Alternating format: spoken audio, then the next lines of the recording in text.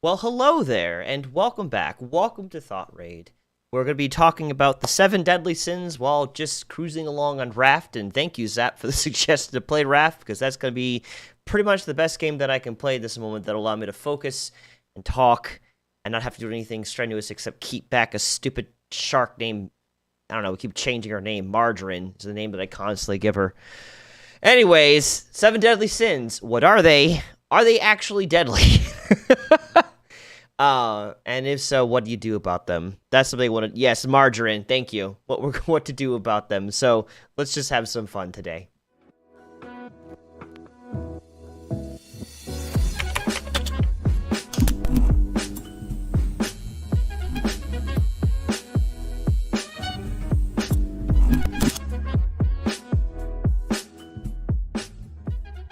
Well, welcome back to Thought Raid, a community about friends, gaming, and better ways of thinking. I'm Brandon, and today I'm going to be playing some Raft, and at some point I will also be talking about the 7 deadly sins.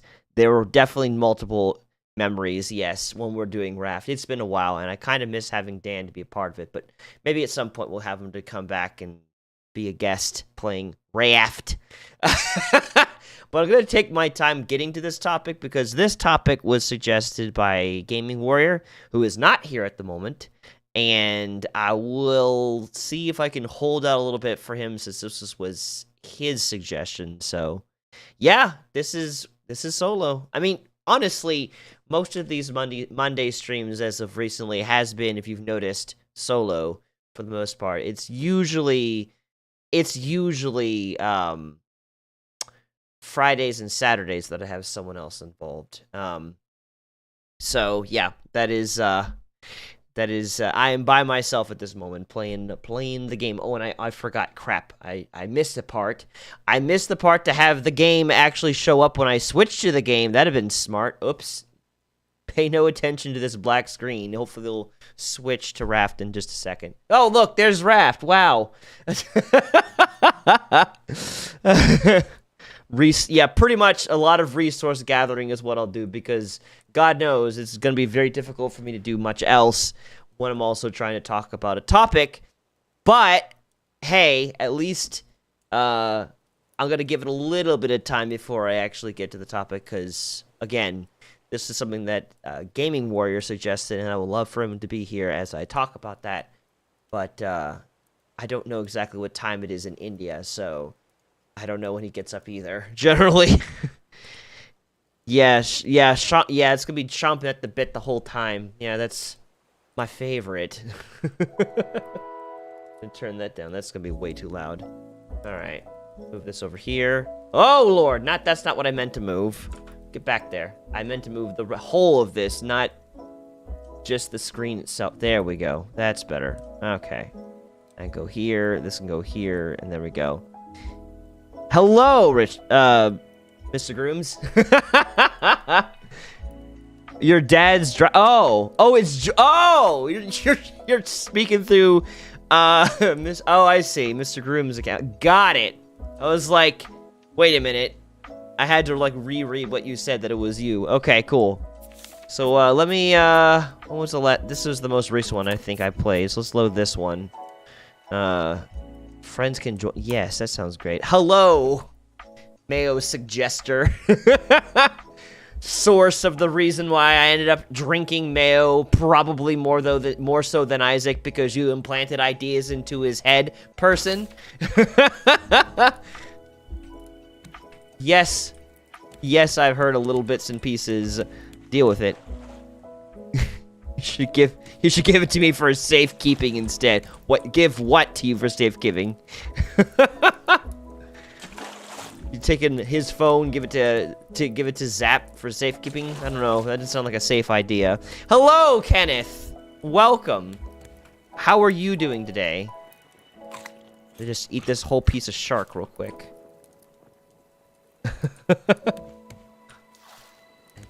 Is this full? It is full. Okay. So I have plan. My goal right now is to get to that over there. Don't know if I can because it's kind of against the wind. The wind is blowing that way, and I am now sailing roughly against the wind at this moment, so rip. I'm glad you're doing great, Kenneth. Spent some time with in my attic this afternoon. Zap, if you want his phone, you can have it. Oh gosh. It's all yours. Justice says hello. Hello, Justice.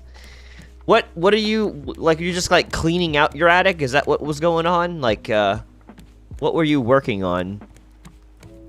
Was there just a lot of stuff you needed to get out of it, I suppose? Give me water. No, don't pour that water.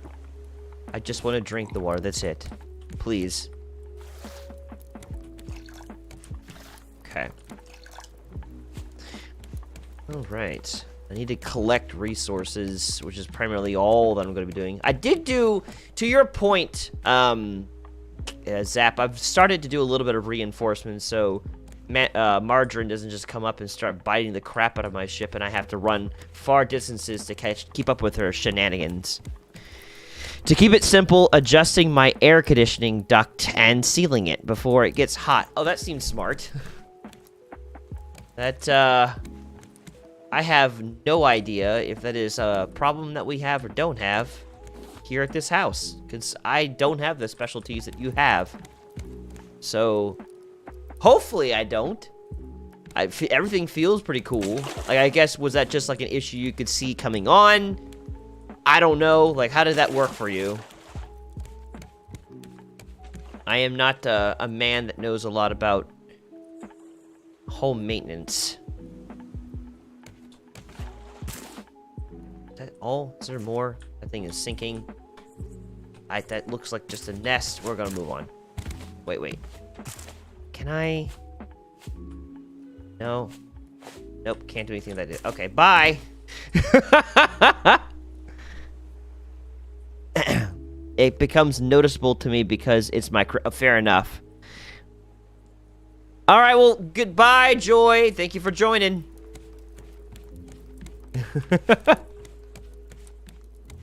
I've been putting it off for monetary and not wanting to do it for reasons. Got it. I understand. Now, I've been working... Maybe, Zap, you played Raft, have you not? I got a curiosity.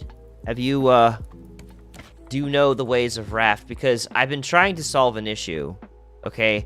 I've been wanting this bad boy right here to actually pick up a signal, and I've got it up way high, and still, it is an ungrateful soul. Like, this thing has not caught a signal, and it's up high.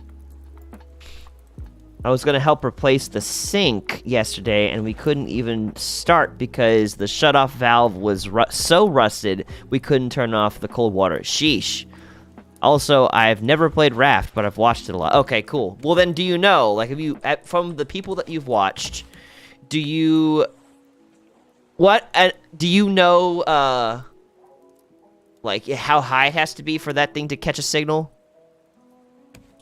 And no, I feel like, to be fair, Kenneth, it doesn't stink. It sinks.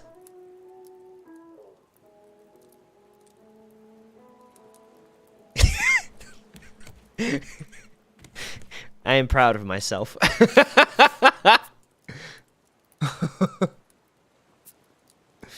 On that note,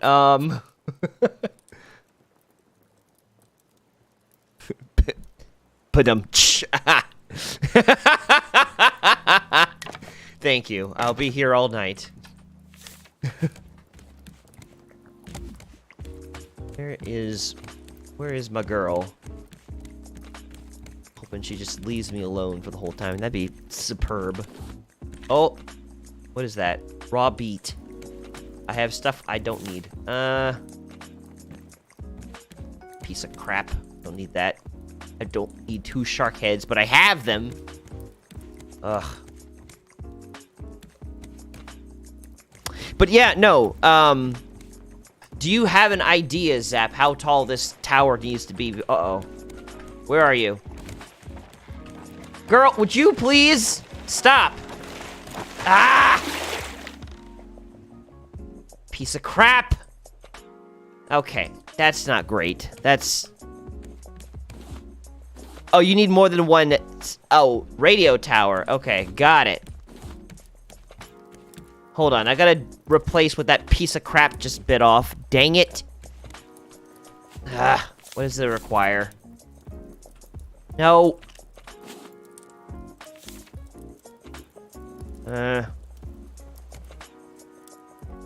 It's 3. Oh, I see. Okay.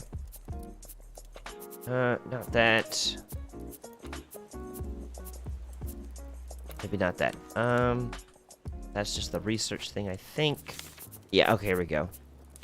I need to put away certain things. I don't need everything that's in my inventory.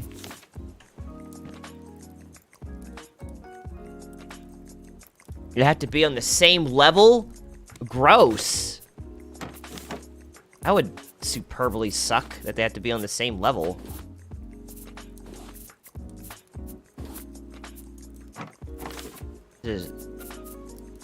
Because I've had this like way up here. But if you turn on the PC, it should show you what problem is with the signal. What I turn on the PC, you know what it tells me? This is what it tells me. Requires higher altitude. That's what it tells me. That's not very helpful. That's why I've been building it higher and higher and higher, and still nothing has been showing up, regardless of how high I've been building this sucker. The PC needs a higher altitude. Hello, Calypso. In the meantime, I need that net, which needs rope. And rope needs... never mind, we're good.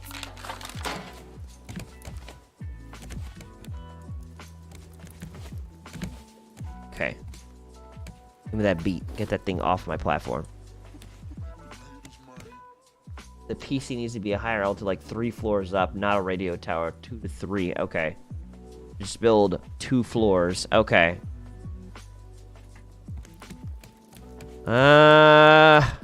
Okay, well, first of all, island. Let me see what's on this island. Also, come here, Margarine. Mandarin, where are you? Where are you, piece of crap shark? You are less daunting and creepy than all the things that I have to deal with in Subnautica, so come at me. And I actually have a spear to poke your butt as you swim around your ungratefulness. Uh-oh, I'm getting...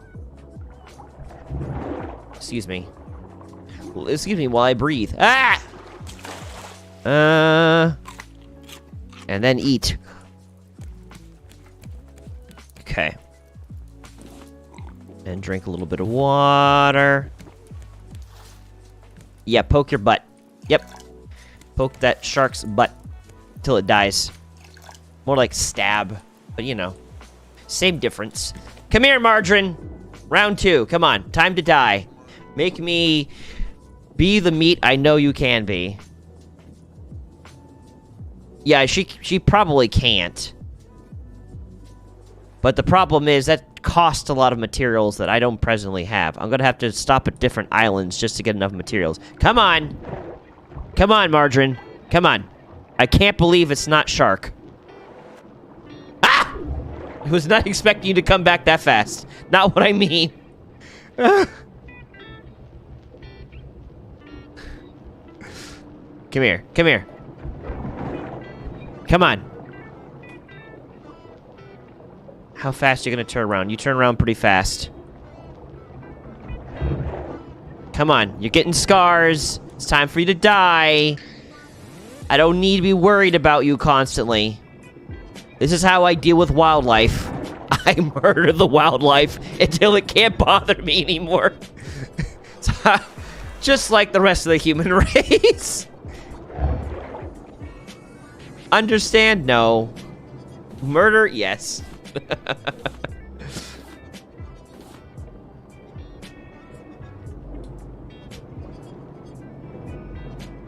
Yes, I did see what you suggested, Zap. it actually is something that I wouldn't mind talking about now while we're waiting for, Gaming Warrior. Drew a blank. So if you want me to talk about that right now, we could do that here, rather than having to wait for it. What direction is this thing facing? I mean, good enough. Sure. Let me put these steaks on the grill.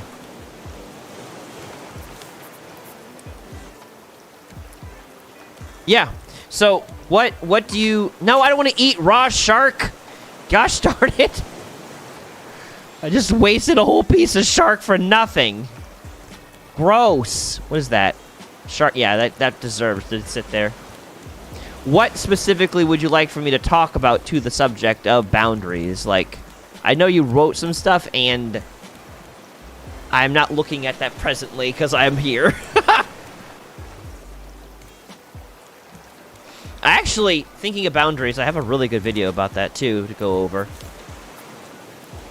Yes, sir. Yes, Calypso. Ah!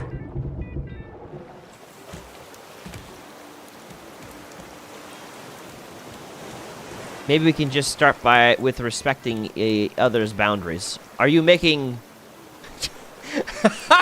Are you... What? Wait, are we talking about a topic, or do you bring up a suggestion of respecting people's boundaries as you're not seeing that happen? Wait, what? Heh. Hello, welcome. Axavels. Have you been here before? I don't think I recognize your name. I am going to get to that, Eclipso, actually. I haven't gotten to it right away because I've been kind of waiting for Gaming Warrior, since Gaming Warrior was the person who came up with the suggestion in the first place. So I'm trying to give time for him to get here, and then I'm definitely going to be going over that.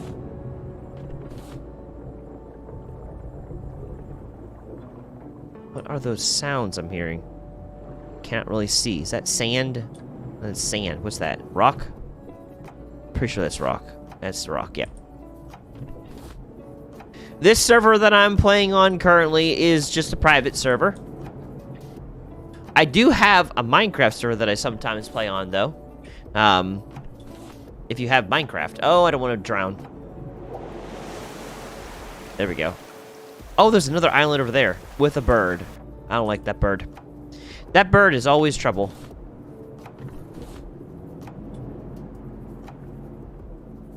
Okay. Oh, sweet! Have you ever played modded Minecraft? Oh, hello. You're back. Ow!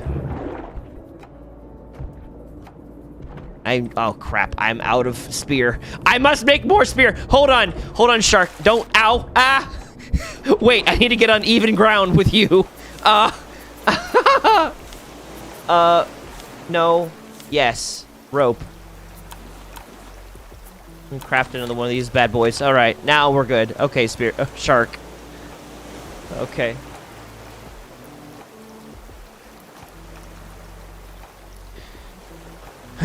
Are you asking me that, Zap, or are you asking Axavel?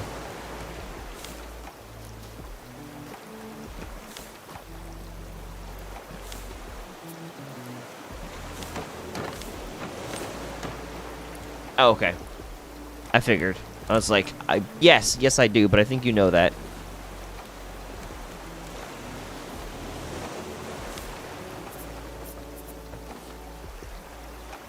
Okay, cool.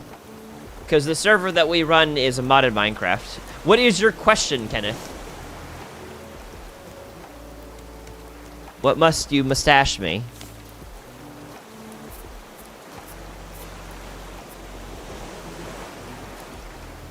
How am I growing this thing like that? It just happens. Time and biology happens, and my face naturally grows beards in general pretty well, so the mustache is much simpler. The power of Joseph Stalin. I hope not, I'm not channeling that power. Ugh.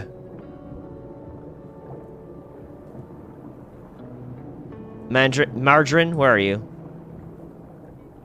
Hello? Where's my shark? She is not showing up, and I did not kill her. Okay, well. Is it just for me, or do I have a full beard too? I mean, like, no.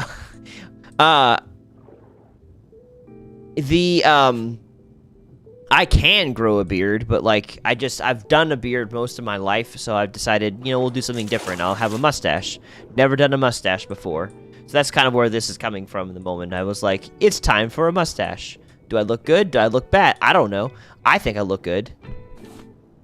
I've had people reply with all over the spectrum what they think about my mustache. Some great, some are like, this does not look good at all. I kind of like it. I don't know.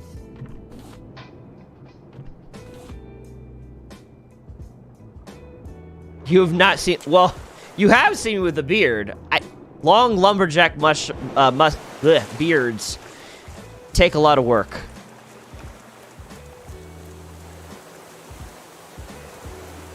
Yeah, I don't know. It's a lot of work to have said that long of a beard. So, I can't guarantee you'll ever see that. But, why am I... Oh. I was like, why am I not moving? Because I'm a thirsty boy. Oh, come now.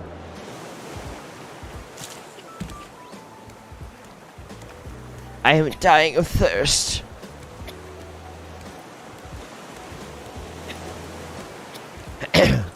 I do not know that person. Who are we referring to?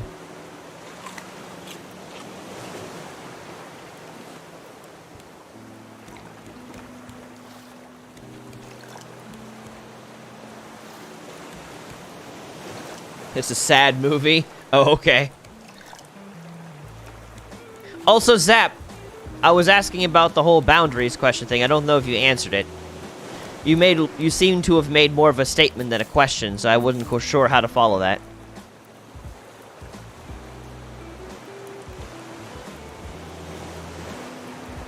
What? Jeez!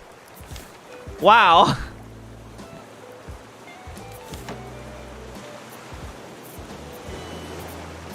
I can't... Is it that bad for you?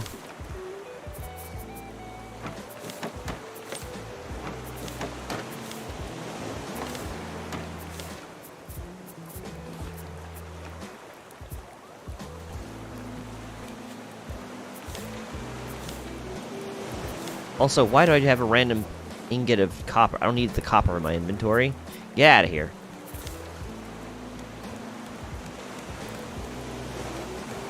What I need is more metal cooking. More. I think it was more of a oh god. Where are you now? Leave me alone.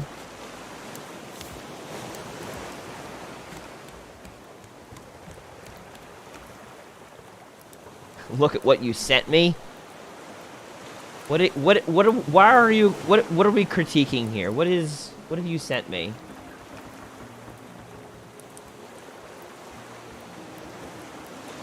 What about this face? The awkward thumbnail.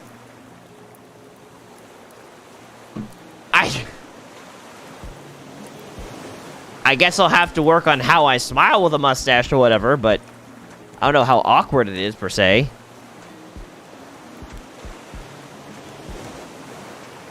Anyways, pull this back up. It's not the definition of awkward. I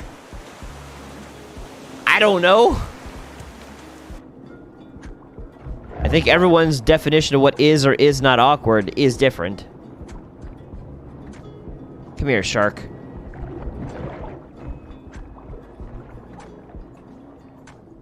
That one specifically is just so funny. That's another thing. I'll accept funny.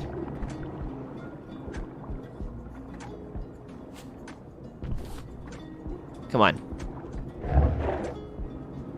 There we go. Let me breathe.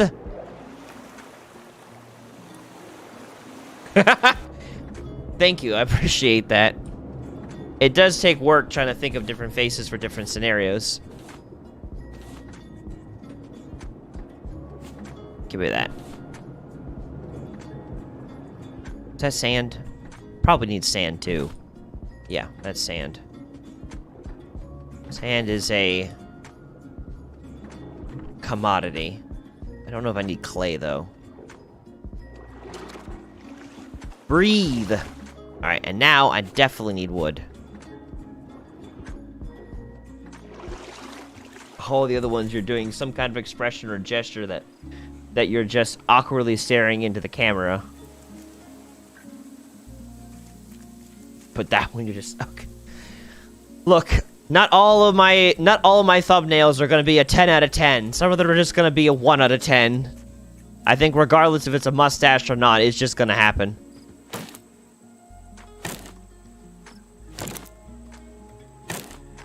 I can't be beautiful all the time. Oh no. How do I get over there? I need more wood.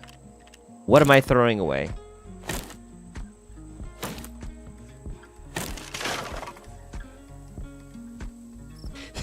That's fine. That's a coconut in and of itself. Here, and get rid of that. Give me coconut. Or did the coconut go away? There, give me coconut. Shark head, I don't need you. Coconut, you're in. Can I just, like, straight up chomp into a coconut? I can. Logic!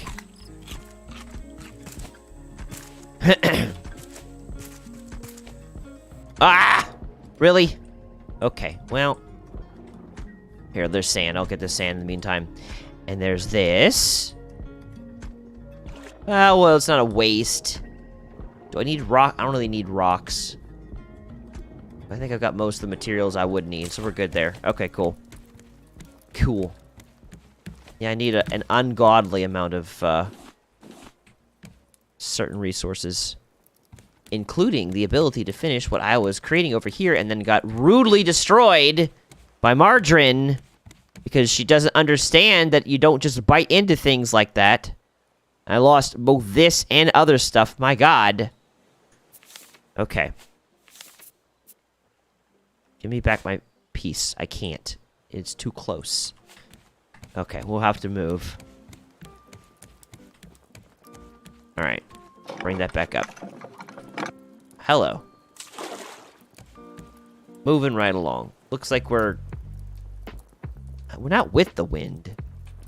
Also, where was that giant island that I saw? What direction was that? I saw an island. I don't see it anymore. Rip.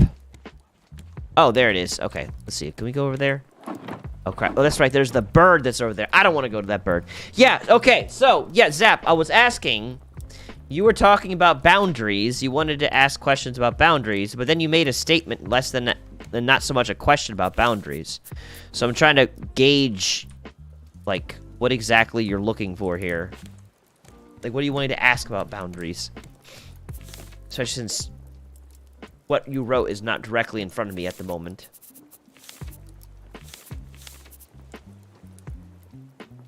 Bolt. Maybe bolt? No. Nail? Yes.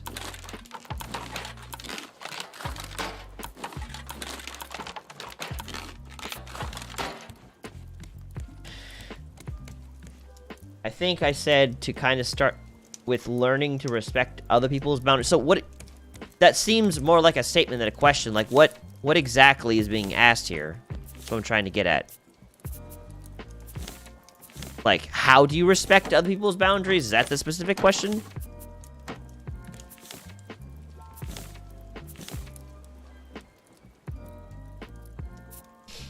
Would it be, how do you respect people's boundaries?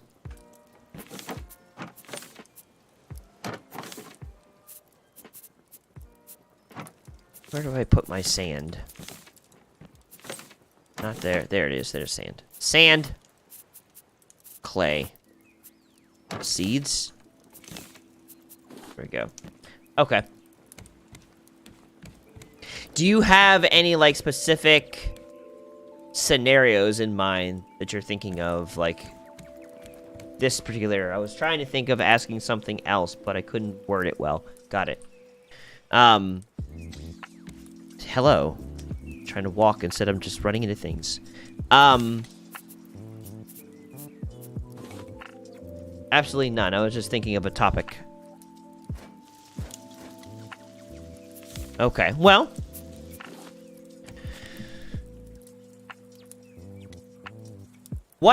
Here's a question for you. Before I just go right ahead and start answering what you've asked me, I have a question for you directly. What would you say boundaries are in the first place? What is your definition of boundaries, Zap? I'm gonna throw you on the spot.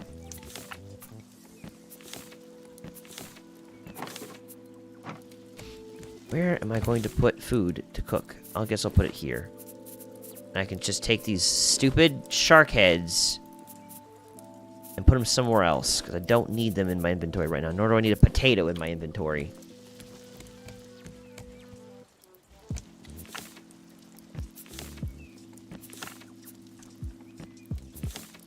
There? Maybe here. No. We'll put over here. Shark head, you go there.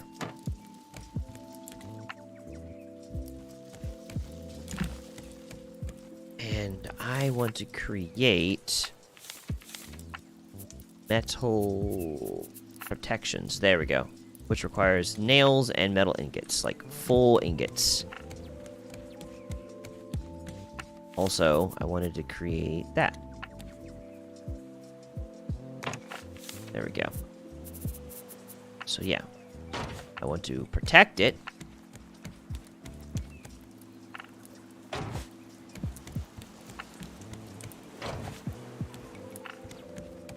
Just reduce the areas.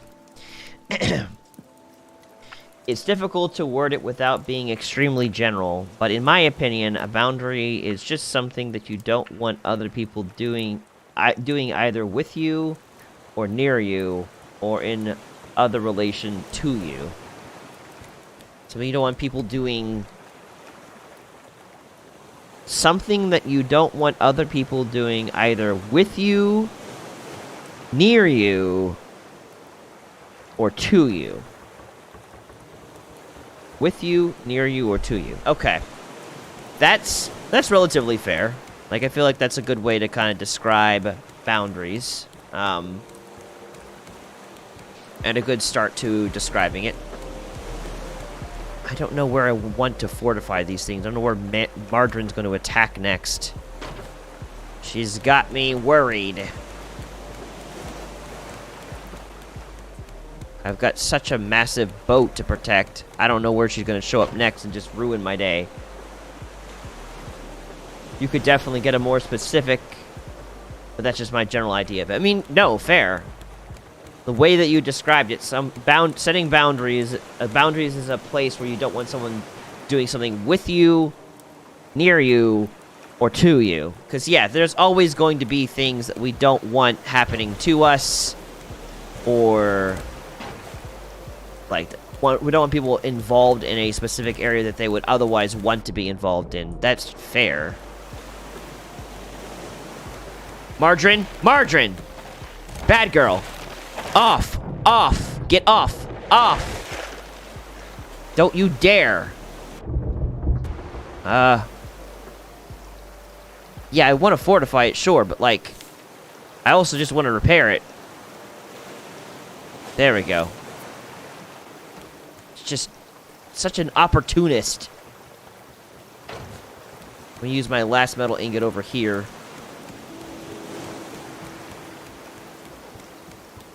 Just kind of have like a general theme. But for example, you were talking about a couple streams ago about your stance on racist or discriminating jokes and how you kind of set the boundary saying, I'm not comfortable with this, stop. At some kind of get-together with some friends. Yes, I did do that. I set a boundary. I said, I don't want to talk. I don't want there to be racist and or sexist jokes when I'm here.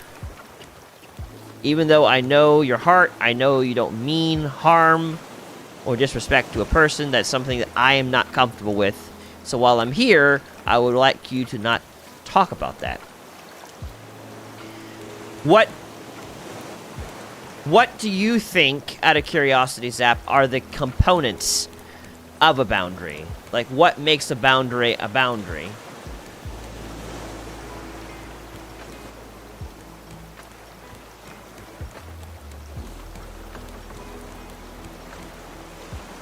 Oh, hello.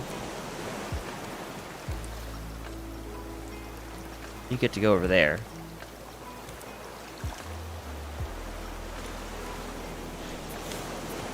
Again, just heavily putting you on the spot.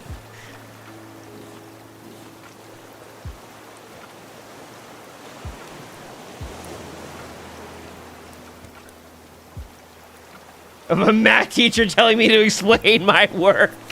Look, unlike a math teacher, I'm not going to grade you for it. I'm just curious. I'm very good at providing answers and responding, but I am working on asking questions. Asking questions is not necessarily my strong suit, so this is my attempt to work on myself, and you get to be a part of that process.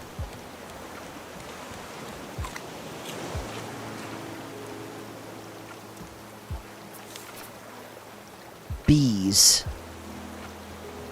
I don't have a bee jar, so I can't finish that. Nor can I make a grass plot because I need dirt. I don't know how to even freaking get dirt.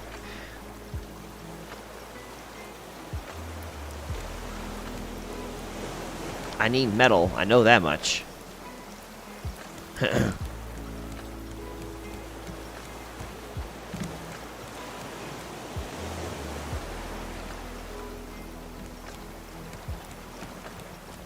Hey, Mandarin. Come here, Margie. Where are you going? Don't go into the deep void. I can't see down there. Come here.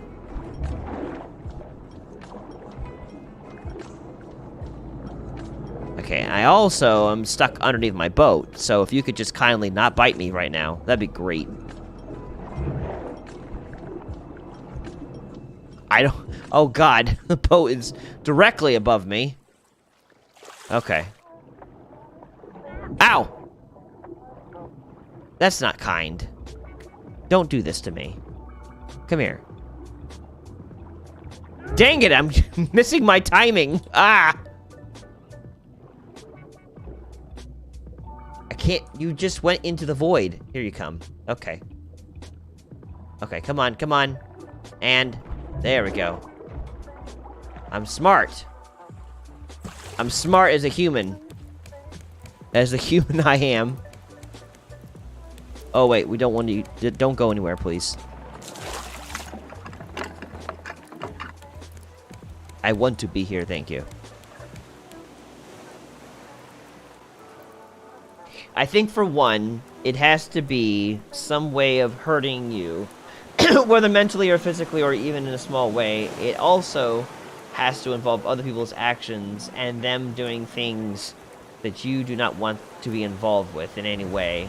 And that's about all I got right now. I'm trying to think of more stuff. Well, more specifically, what I'm actually asking, Zap, to kind of help, is, like, I'm asking, like, if you were to set a boundary, what are the components of said boundary? That's actually more of what I'm asking.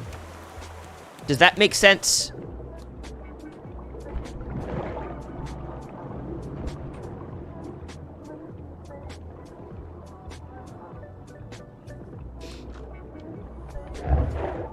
Not today.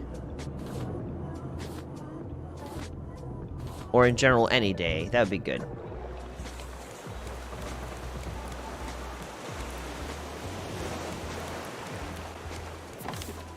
Can go... Where did I put it? Nope. I put it over here, I think. Yep. So not really boundaries in general, but more if you were to set a boundary, what would you want it to be like? Sorta. More generic than that. What I'm asking is, like, what if you were to set a boundary? Okay.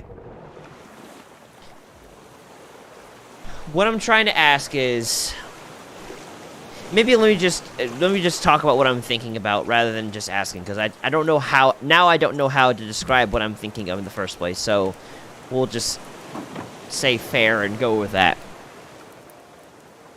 And also the reason why I'm asking this is because, like, through that, I kind of want to, like, guide you to an answer rather than just immediately answering the question too, because I know you're smart, and I just want to, like, show that by guiding you through the process. So that's why I'm kind of taking this route as well. Yeah, yeah, funny jokes, yeah. What, you're an actual idiot? I don't think so.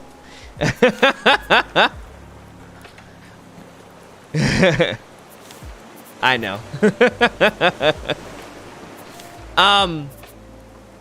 But no, to my understanding, there are two components to boundaries. One component is the actual, like, verbal part of it, of, like, saying to the person, hey, I don't want you doing... I don't want you doing X, Y, or Z. When you do these things, this is how it makes me feel. So I ask for you to stop. The second component of a boundary is the punishment for not following the boundary, which is what I was trying to get at. So, like, if you do not listen to me when I say I don't want you doing this thing and you still do it anyways, then my response is going to be, I'm not going to spend time with you anymore. Or, which usually that's like, that's actually a pretty common one of what's the word? What is the word? A common, reaction.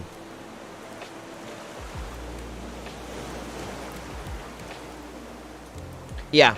So part of it has to do with what is the boundary, like just defining what the boundary is with the person. The other part of it has to do with the punishment for said boundary. If you're like an adult and you have a child, you know, boundary is you need to make sure that you pick up your clothes, put them in the drawer, or do the dishes on this day, at this time, whatever. The punishment could be a spank, or you're not going to be spending time playing a game, or whatever. Like, there is... If there is no ramifications for infractions against the boundary, it's not a boundary. No, where are you? How are you back so fast?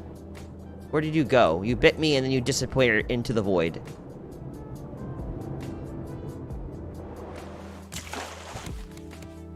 But I really feel like there's need to emphasize this.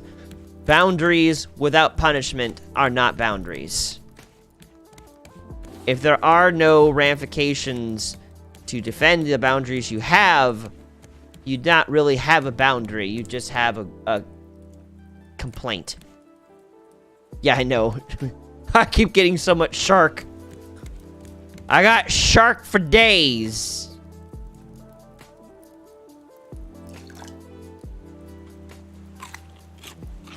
Where is my raw shark? Here it is. Which I had... I try to get rid of, and then I get it back again because Marjorie is back so fast. It's not even funny. Where are you? I don't want to come back to a bitten-up ship.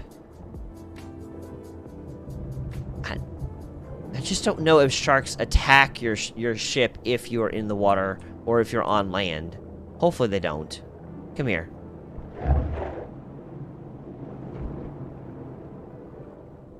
Sweetheart, could you please kindly not? For instance, my boundary with Marjorie here is that she doesn't get to bite my ship or bite me, but she always disobeys that. So my punishment for her not listening to my boundary is her death. The boundary is don't bite me, don't bite my ship. The punishment is death. And since Marjorie has no idea of what a boundary is, death is always the answer. It is not the question, it is the response.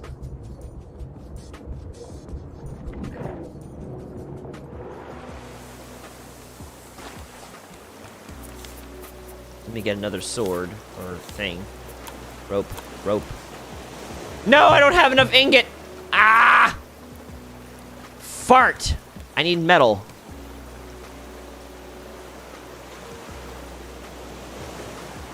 Every time I hydrate in the game, you'll make an attempt to hydrate in real life. Well, sweet. How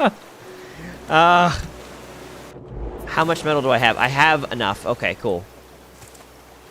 I just did not remember if I had metal on me or not. But I do, so we're good. And I also have some that were in the schmeltery. So we're good there. I don't need stone in that part. I just need this. Melt my ore, please.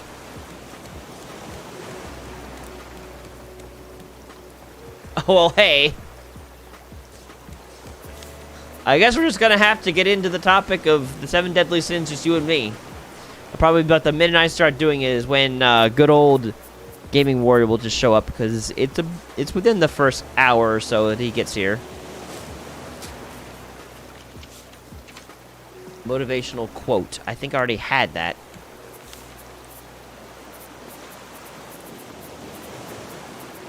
There we go. Yeah, we do. Okay. What other components do I need? I need my bolt? Interesting.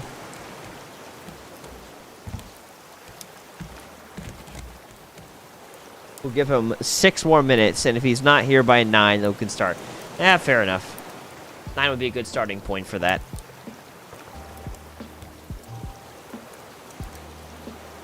So I guess going back to, like, learning to respect other people's boundaries, that's gonna just involve a good deal of, like, asking questions and trying to figure out what that boundary is.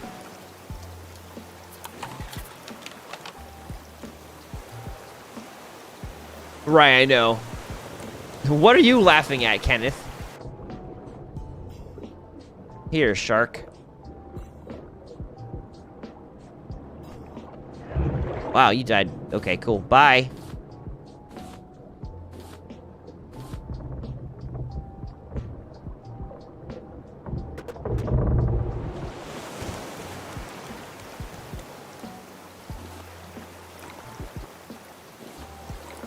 A little bit of water. It's hydrating time. It was a great disguise.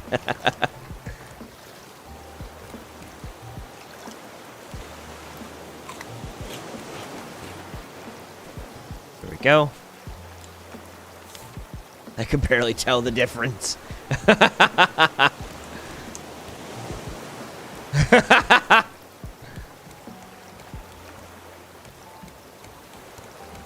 Anyways, barring the random laughter of Kenneth and having no idea what exactly he's laughing at, here, cook. Oh, you were there the whole time, just lurking.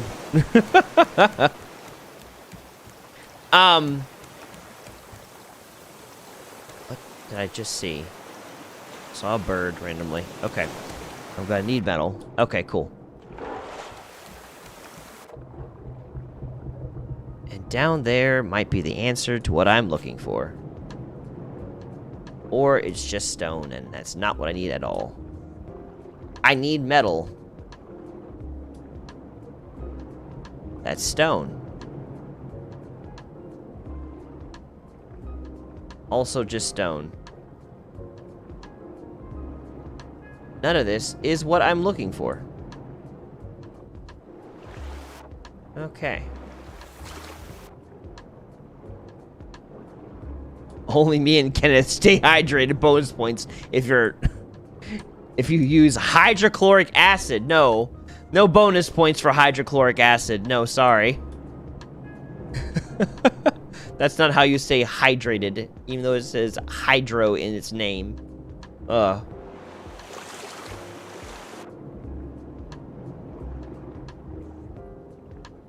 It's not that bad. Yeah, sure.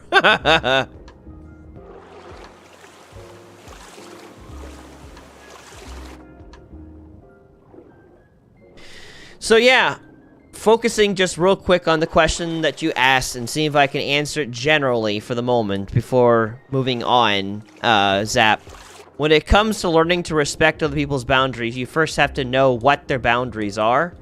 And there's no real easy way of figuring out what their boundaries are without them expressly telling you or you asking what their boundaries are.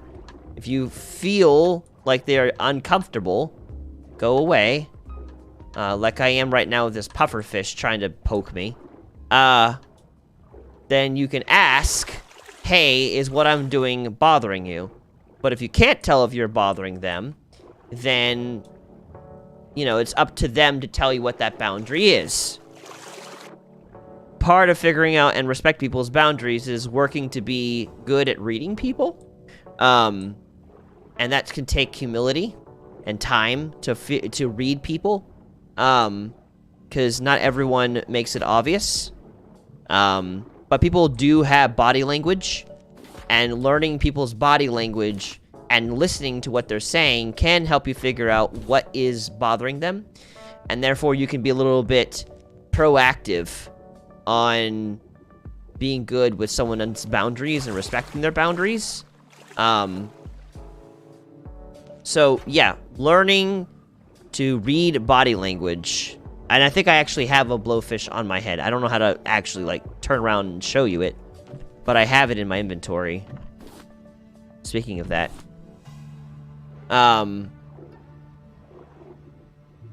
But yeah, learning to read body language. And asking questions are important ways to deal with, like, learning people's boundaries. Because if someone doesn't tell you, you can figure that out by paying attention to how people are acting. Come here. I need all of the metal I can find. I need to reinforce my boat and hope that Margarine doesn't have the ability to destroy it with her stupid bites.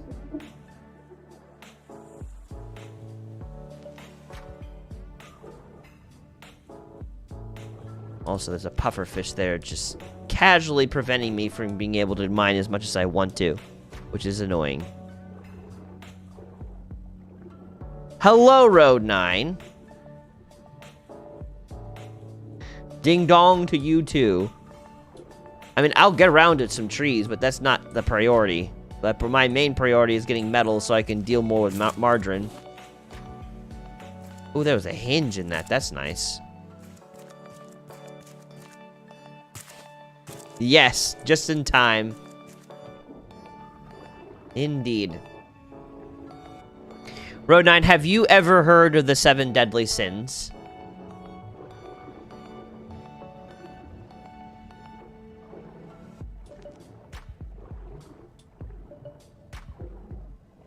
Yes, we can probably begin at this point. You have not heard of the 7 deadly sins. Well, perfect. Because that is something I'm going to be going over. It was a suggestion by Gaming Warrior that I've been kind of wanting to talk about. Okay. We don't pay attention to this. Well, go ahead. Give your best shot at naming what they are. Go ahead, Zap. But, my God, do not Google it.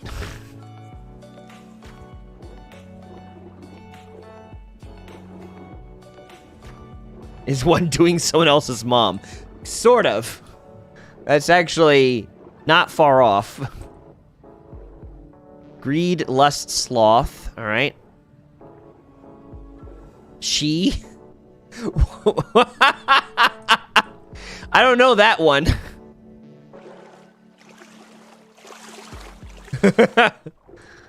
Greed, lust, sloth, and she. Very good. Genocide. That is not one of the 7 deadly sins, although that is probably... that falls into the category of one that has not been listed yet.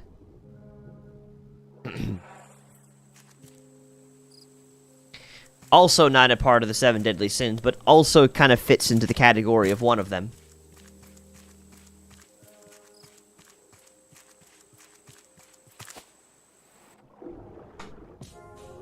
Yes, pride is definitely one of them.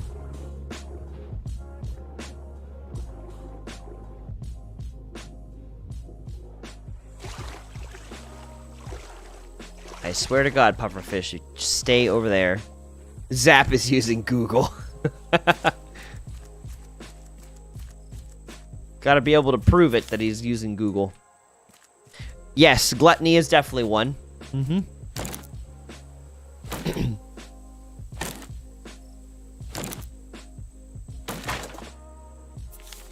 I don't need this stupid hat that can go out of my inventory and never come back. And I can eat this coconut.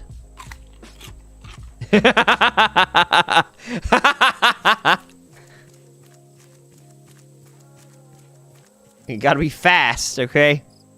Kenneth is on top of it here.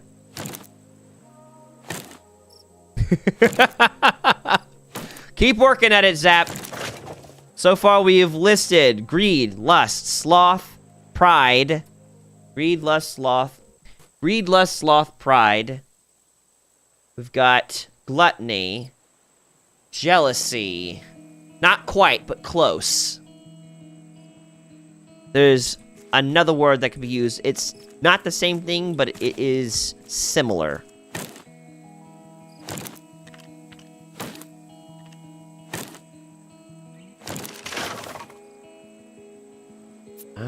When did I get glass? Huh. Interesting. That's my coconut. Eat my piece of food. Envy, yes. That is correct. Envy. So, greed, lust, sloth, pride, gluttony, envy. And I'm just missing one more. It's kind of connected to that, yes, but still not quite. What's that? It's a bird. Is that an ostrich? Hello. Aren't you adorable? And it fits, the last thing that it fits in with what everyone's been saying. Genocide, murder, hatred, loathing, like it all fits onto that. But it's a word that kind of encompasses the concept of all those things, or like, you know, to add that all together, you would get this word.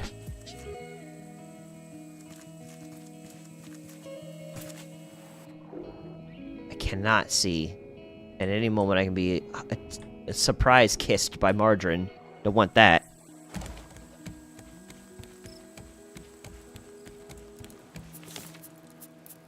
There we go. I don't need an extra potato in my inventory. I could cook the potato. No! What did I just throw out of my inventory? What is that? Hinge. I'm unhinged! Can I use my phone a friend? Whom are you going to phone? I mean, you can. Who is the chosen target? Kenneth! Who are you talking about, Road 9? Yes! Kenneth got it correct. The last one is Wrath.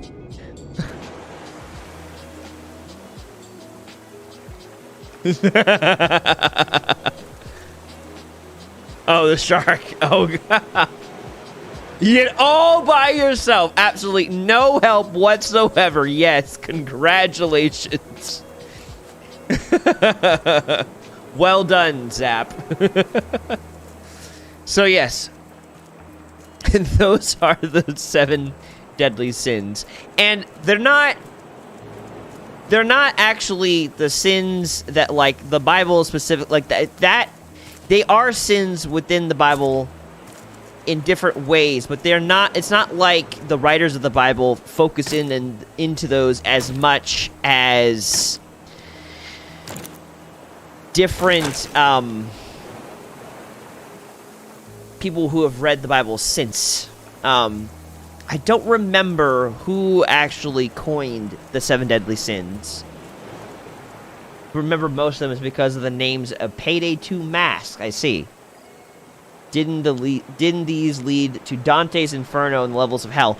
I'm wondering if the same person who did Dante's Inferno also was the person who coined the 7 deadly sins, because while some of them are definitely a thing, they're not like there are in the Bible there are things that God lists that are things that like he hates, and it's not the 7 deadly sins that are specifically listed when he's talking about those things, which is what's interesting. And I wasn't thinking about this when I was writing down a few notes for today, or at least pulling up a couple different websites with information and preparing the scripture verses about it. No, it's not. I don't think it's 7 levels of hell. I think it's 9. The 9 layers of hell. I think is what it's for. Circles of hell, specifically. Oh gosh, I'm concerned that Margarine's just gonna pop up and start biting at my boat again, which is annoying. Where are you, Margarine?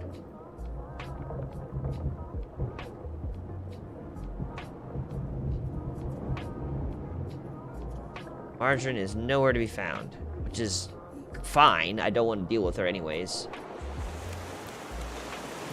Okay. But there are specific scripture verses that talk about things that God hates and actually explicitly talks about that. And while I'm thinking about it, actually, I want to bring that up because I wasn't thinking about it before. The things God says he hates. Proverbs.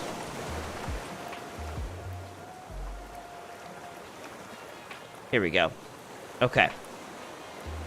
I need to keep an eye on my shark because my shark is going to be a pestering problem, I'm sure of it. And also, let me pull the live stream chat over here so I don't have to worry about missing that while I'm showing what's on my screen. So do that there, this here. All right, now I'll be able to see that. Okay, cool. And I want to pull up the ESV because that's what I've been reading out of recently. Okay. So, it's talked about in Proverbs, chapter 6, verse 16 through 19. There are 6 things the Lord hates, 7 that are an abomination to him. Haughty eyes, a lying tongue, and hands that shed innocent blood.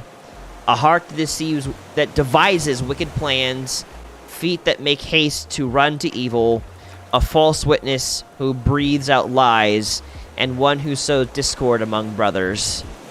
So there's actually an area in the Bible that talked about these are the things that God hates. Murder, lying, people that plot evil, people that rush to do evil, people that just breathe out lies, people that causes separation and division and destroys unity. These are things that are like specifically listed as deadly sins that God hates. But culture-wise, there is the 7 deadly sins. It's a little bit different. 6 he hates, 7 being abomination, so worse. Yeah. But it's more specifically like, and this is not the only one. I think there's actually a couple of the ones that read just like this. And it's like it'll say like 6 things that God hates, 7 that are abomination to him. Those are 7 things. All of them are abomination. All the things that are here he hates. So it's not like 6 of them he hates and one of them is just the absolute worst. It's just all the worst essentially. And I don't know if it's in the same one that same thing is said. Maybe not. But I do know that it said that it kind of goes over that same exact formula of there are 6 things the Lord hates. Haughty eyes. I think if I remember correctly, haughty eyes has to do with pride and looking down at people. But let me make sure I get that correct. Haughty definition. Arrogant, superior, and disdainful. So yes, when someone is being arrogant and they're pridefully looking down their nose at someone, that is haughty eyes, is what the Bible is referring to in this case. And there might be some other translations of that too that are a little bit easier to read. Like the New Living Translation. I sometimes read that one. There are 6 things the Lord hates, no 7 things he detests. Oh no, it says again, haughty eyes, a lying tongue, hands that kills the innocent, a heart that plots evil, feet that race to do wrong, false witness that pours out lies, and a person who sows discord in a family. Haughty eyes got to do with lust. No. Funny, but no. Oh gosh. Wrath is hurting innocence. So yeah, we'll get to wrath, but I think there's an order that was presented, and it started with lust. So I figured I would go from lust and work my way towards. I think wrath is the last of the 7 deadly sins. But I want to kind of like go systematically through each one, define what it is, and kind of go from there. Isn't looking at the eyes, he's looking at them legs. Yes, sometimes, but oftentimes it's the eyes. Oh, I remember that. I remember bringing that up. Let me just check on something. I want to see real quick. Am I okay? Is Margarine showed back up? I haven't heard her. Oh, look, there she is. You have been so kind not to bite things, I think. But I don't trust it. Come at me. 1v1 me, mate. You're fresh. I'm gonna put some scars into you until you cease to exist. Eventually, you'll learn never to show up again. I'm setting up boundaries with you, shark. You keep ignoring my boundaries. When will you learn? When will you learn that your actions have consequences? That your consequences have actions.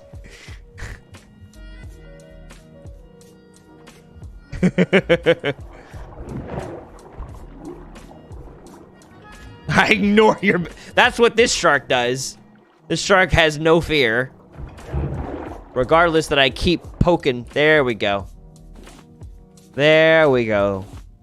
Now we're not going to deal with you for another 5 seconds before you show up again. Also, is there metal down here? There's stuff that I can convert, but not metal.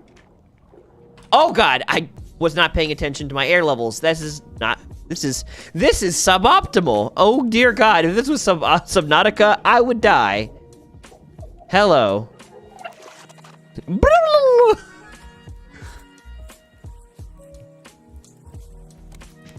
You have an actual talent for yes, I do. I've never seen someone with the level of timing with those pokes. She has a very specific, like, cadence to biting. I just know when she's probably gonna bite. Also, time to hydrate.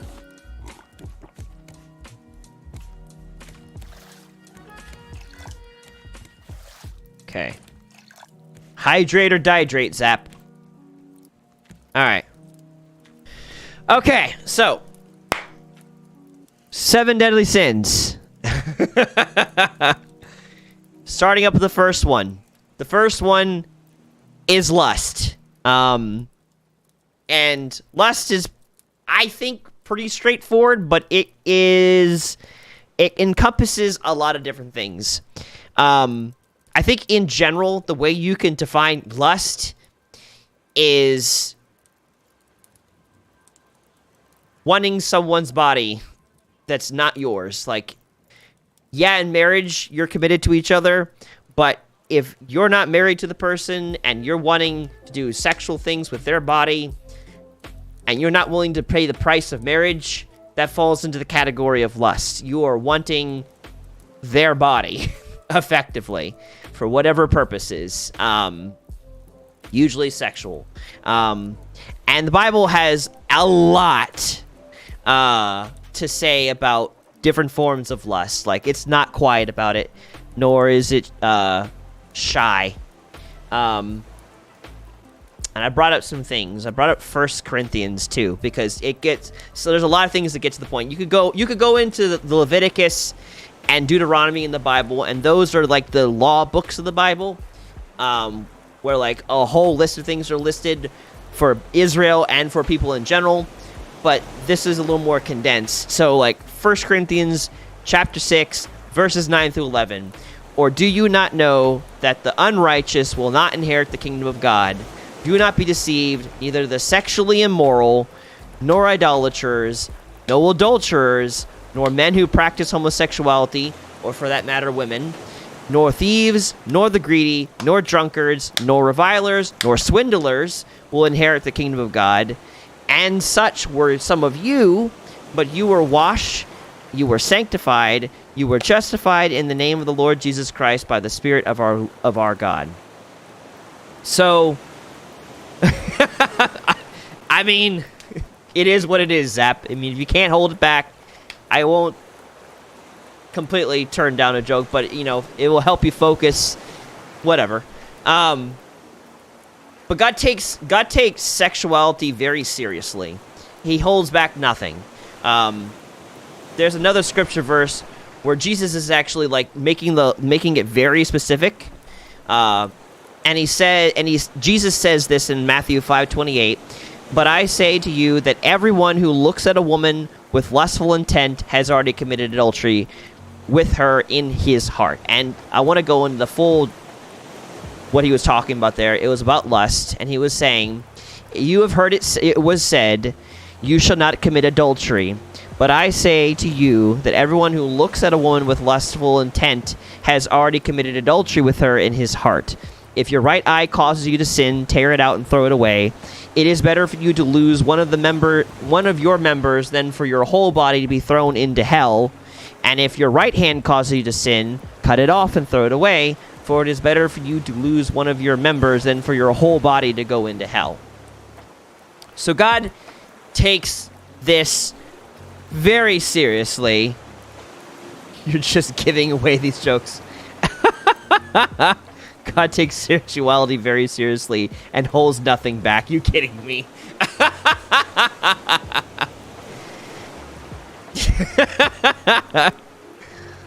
There's a lot of things that I can say that can fall right into the box of that's what she said. And other things. I don't know. I am very good at coming up with that on accident. But anyways, I know for a fact that God takes sexuality very seriously. And it's not because he's trying to be, like a rain on our parade or anything. It's because there is a place where sex is good and healthy and safe, and there's areas where it's just not. Like I have like a whole book that kind of goes into why certain areas that the Bible says are wrong, like statistically, psychologically, physically, is not healthy for you, not good for you. And so lust is a part of the 7 deadly sins because it opens the door for people to do a whole lot of shady things. For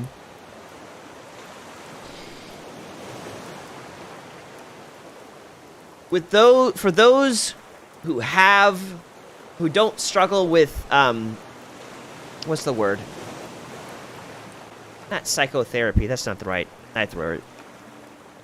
What is the name of the person? Psychopathy. For people who do not deal with psychopathy, where they literally cannot really feel shame or guilt, for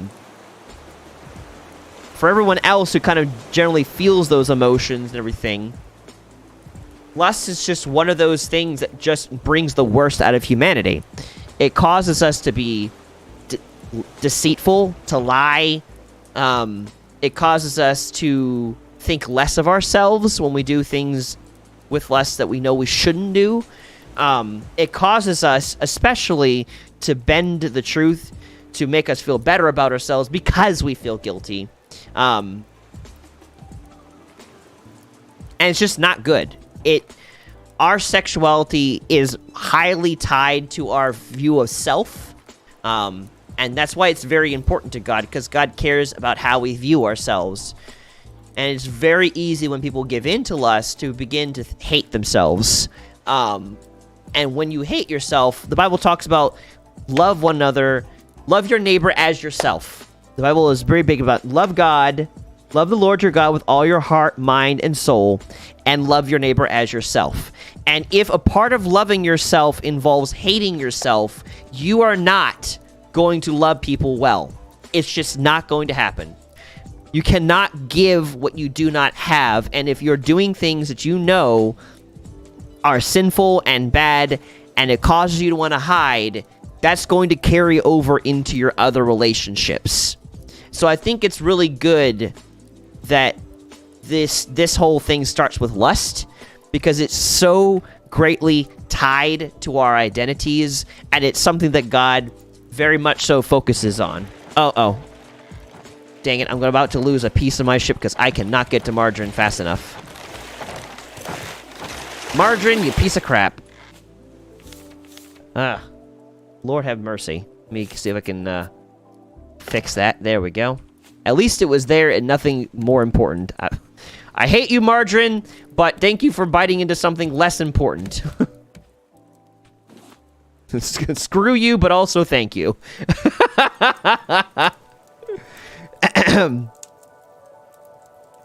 What's this about sexuality and feeling ourselves? Huh? I don't know when you asked that question, Zap, so I'm not quite sure what you're referring to. I'm gonna just take a second and pause here, because I'm trying to figure out what you are thinking of when you're saying that.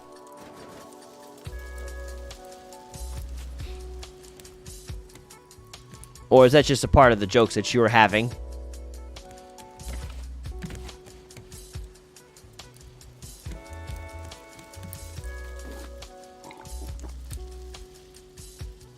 Water? Those were the words that came from my mouth. And yes, it was a joke. Okay.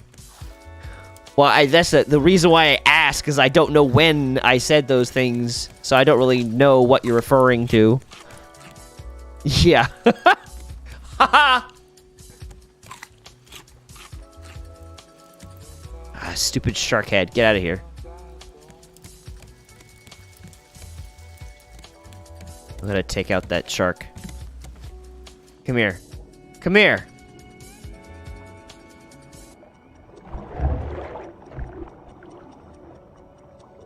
Come on. Let's tango. You're being a pest. I don't want you to be a pest. I don't want you to exist. But here we both are, with you existing. Okay. Get poked. Okay.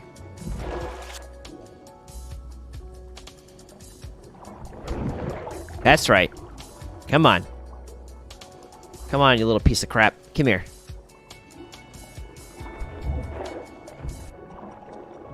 There we go. Imagine playing the entirety Raft without killing a shark once. I can't imagine that. This thing is so much of a nuisance. I cannot imagine that. Just comes in and bites off pieces of my raft. There we go. There we go. We'll have a little interlude to kill the shark, and then we'll go back to the next deadly sin. Alright. And put some more shark on the Barbie. Okay. There we go. Cook that up. Cool. And also, I can add some more metal. Let me do that and further reduce what that stupid shark can bite into. What happened here? Why is there just a gaping hole between one segment to another? Please tell me that's not disconnected. I swear to God. You dumb, dumb shark.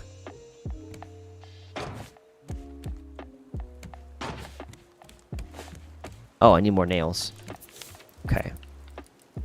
Nail, nail, nail, nail, nail, nail, nail, nail, nail, nail, nail, nail.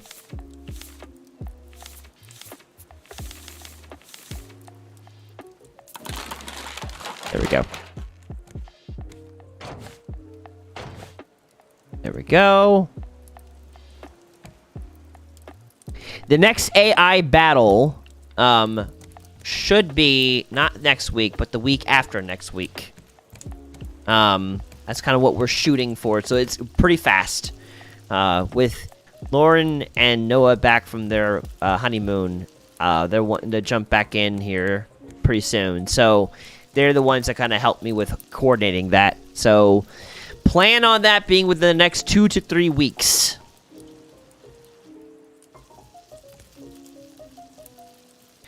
Probably within the next week, I imagine. And you'll have about a week's time to bring in your submissions. Yeah.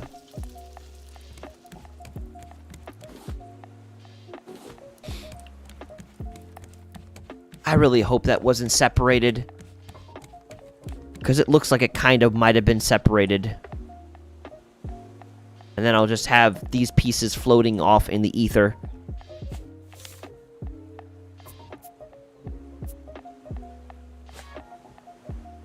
Block pick. Hold for more parts.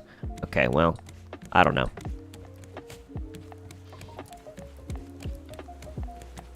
Give me more metal, please. There we go.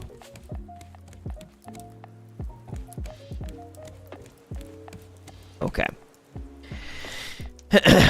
One of these times, I should just bring back Goku for a free win. Not if you're up against the other guy. My god, was 714 so powerful. Hydrate.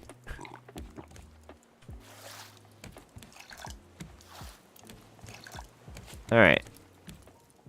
Should be good. I'm gonna have to stay down here, so if I can hear her biting again, I'll just be ready. Also, get her stupid head out of my inventory. Go. Cook my last 2 chunks. I don't even understand why the system was just like, you are the chosen one, and just like, immediately, everything was dead. Oh, she's back. Mandarin.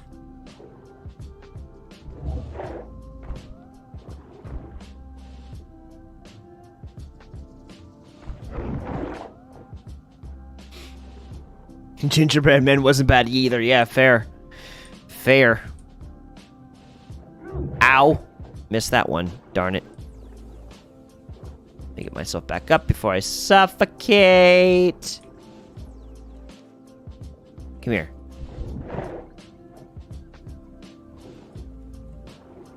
Okay.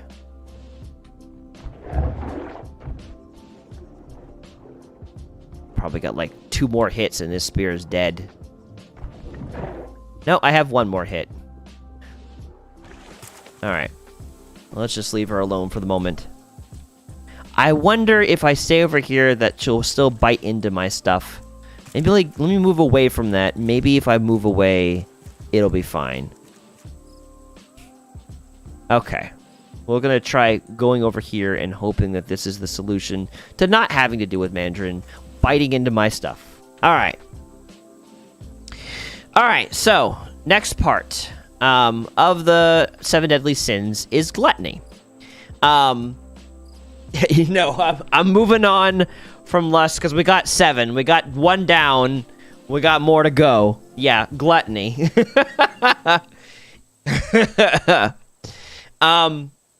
Gluttony is an interesting one because I don't think it just refers to overeating. I want to say you could really apply... And some people have brought this out, and I like how they bring it out. You can apply gluttony to any form of excess. Because, like, you could be gluttonous. Because gluttony, let me actually see if I can get an exact definition. Gluttony definition. Habitual greed or excess in eating. Yeah, okay, cool.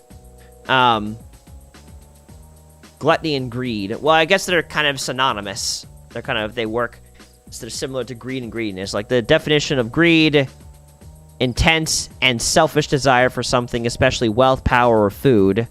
So, they kind of go hand in hand. I think gluttony, greed is what you feel, and gluttony is what you do. So, I think that's probably, you could make gluttony into the actual action, the verb. Being greedy means you're just, I want everything that I see. And being gluttonous is I'm taking everything that you see. And you can see it's a noun, too. So that kind of further brings it out. So gluttony is just having an excess. Like, you are eating more than you should. You are drinking more than you should. You are playing games more than you should. You are being more active than you should. Like, glutton for punishment. Like, there's just excess. It oftentimes goes hand in hand with drinking and eating, but it can be a lot of different things where there's an imbalance in your life. The Bible says this: Hear my son, and be wise, in Proverbs 23:19-21, and direct your heart in the way. Be not among drunkards, or among gluttonous eaters of meat, for the drunkard and the glutton will come to poverty, and slumber will clothe them with rags. The problem with gluttony is that it feeds greed, and greed and gluttony together causes for people to take more than they should, which means other people lack effectively. If someone is eating more than they should, that means someone else is not eating as much as they could. And it's harmful to you, and it's harmful to other people, because if you're living a gluttonous lifestyle, you're oftentimes being unwise with your money and time, and health, for that matter, if it's around drinking and eating. It's not to say that drinking is the problem, or eating is obviously the problem, because people need to eat, and there's nothing in the Bible that says there's anything wrong with drinking alcohol. Oh, I see. Oh, sweet. Good. I'm glad you're staying hydrated. But no, the problem with gluttony is that it's because it's excess. You are taking away from what other people could be having. Give them enough, you're having too much. And it's not healthy for yourself, nor is it healthy for society, because it's affecting you. If you're eating too much, it's affecting your physical health, and that's other food that other people can eat that could be more useful because they haven't eaten as much as you have. You know, if it's drinking, that's not going to be healthy for you if you're drinking too much, because it's affecting you and your liver, and it's eventually going to affect how you interact with other people too. Dehydration is the secret 8th deadly sin. It's the bonus level. Sure.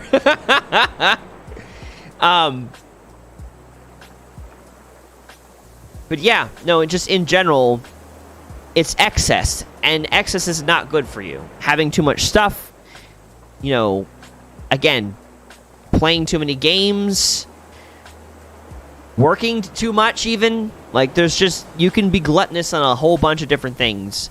Once something gets into the realm of excess, it's not healthy anymore. So that's part of the deadly sins. Is it as deadly as other sins? Can't really say, but it is not good. It is a sin that can result in death, just as much as lust can. So it fits the category of is it deadly? Yes, it can be deadly. So, frickin' gluttony, second of the 7 deadly sins. Phrase, too much of a good thing is a bad thing, was famous for a reason. Exactly.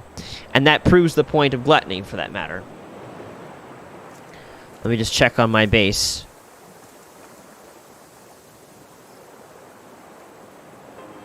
Everything looks in order, I think. So it should be good. Don't have issues, base. Please. Be kind to me. I don't want you to be bitten by shark. Shark bad. Okay. I'll go back over here. But hey! It looks like it's fine, so I can keep going. Haha! So we got lust. We got gluttony. Then we also have... What's the next one they have on this list? Greed. Okay, yeah. And that one probably goes hand in hand with gluttony, too. And so it's different. So you've got gluttony is the action. Greed is the feeling, I'd say. And I like how it's put in this one with Proverbs 28:25. A greedy man stirs up strife. Uh-oh. Speaking of gluttony problems on the opposite end of the spectrum, not eating enough. That'd be smart if I eat, not die of hunger issues. That'd be good. Back over here. Greed. A greedy man stirs up strife, but the one who trusts in the Lord will be enriched. So, yeah, I know I have plenty of them, and I've eaten none of them. It's probably chewy. Yeah, sure. So, greed, the feeling of greed, allowing greed to take root in your life. I think the reason why it's a part of the 7 deadly sins is because it does cause a man to stir up strife. Like, it does cause a person to go out there, do things he wouldn't normally do, because he wants what he does not have. So when someone wants something that's not theirs, what are they going to do? They're going to try to lie about it. They're going to try to manipulate their way into having said thing. A glutton analogy. You can only eat glutton-free food from now on. Like gluten? You mean gluten, not glutton?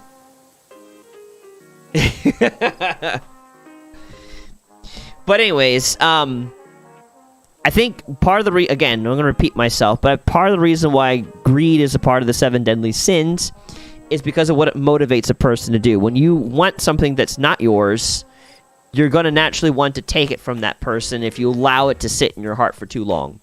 You can rationalize why you deserve it and why they don't deserve it, and that can allow you to rationalize all kinds of things, depending on how long you let it sit in your heart. I know, I figured, but I'm playing with you, Zap. So, you got greed, but it sits very close to gluttony. Gluttony is when you're going into the action of really consuming, and I guess, to be fair, one of the differences between gluttony and greed is that gluttony is more so something that you're doing to yourself, and greed is where is more an action you're going to take out on someone else in order to get what you want. Gluttony comes with greed, but when I'm thinking about it here, there is a definite separation. Greed is something that motivates you to take from someone else, and gluttony is you eating up more than you should. Uh-oh, now I'm dying of thirst. Gotta fix that. Time to hydrate. Can't just sit here for 5 minutes. Gonna dehydrate into a chicken wing. Oh, Lord. Why can't you run when you're dehydrated? I need to get back to the water soon, but I have to literally walk there.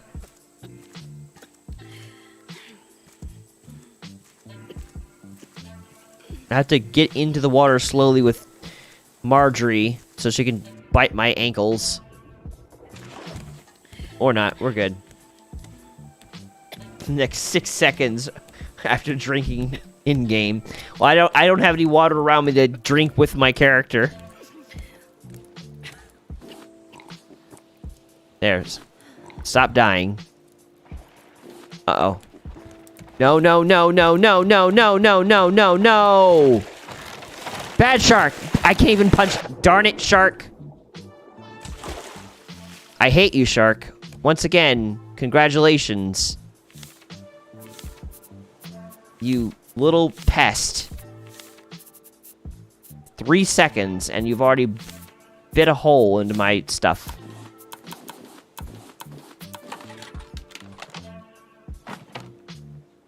Oh, I put it the wrong way, too. Ah, gross. Ugh. Hold on. We have issues.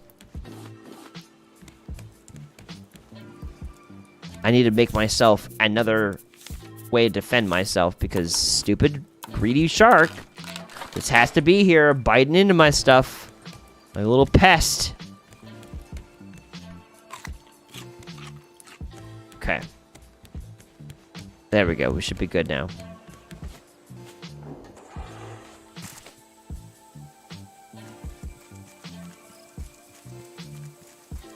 I don't have water, Zap.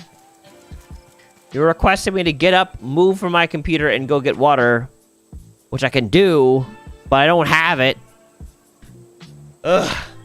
Give me a second to go get water so I can hydrate with my character. Ah.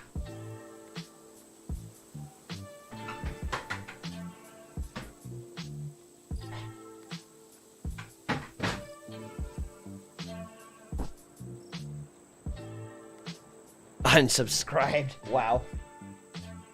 The lack of hydration is astounding on this channel. There. I've hydrated, so therefore I will not dehydrate. Thanks. Thanks for forgiving me for some self-care. Okay. With that out of the way, we can focus again. Alright. So back over here. We've got greed. We've got gluttony. We've got lust. You're learning Catholicism. Fair enough. That's kind of sits with that. Sloth. All right.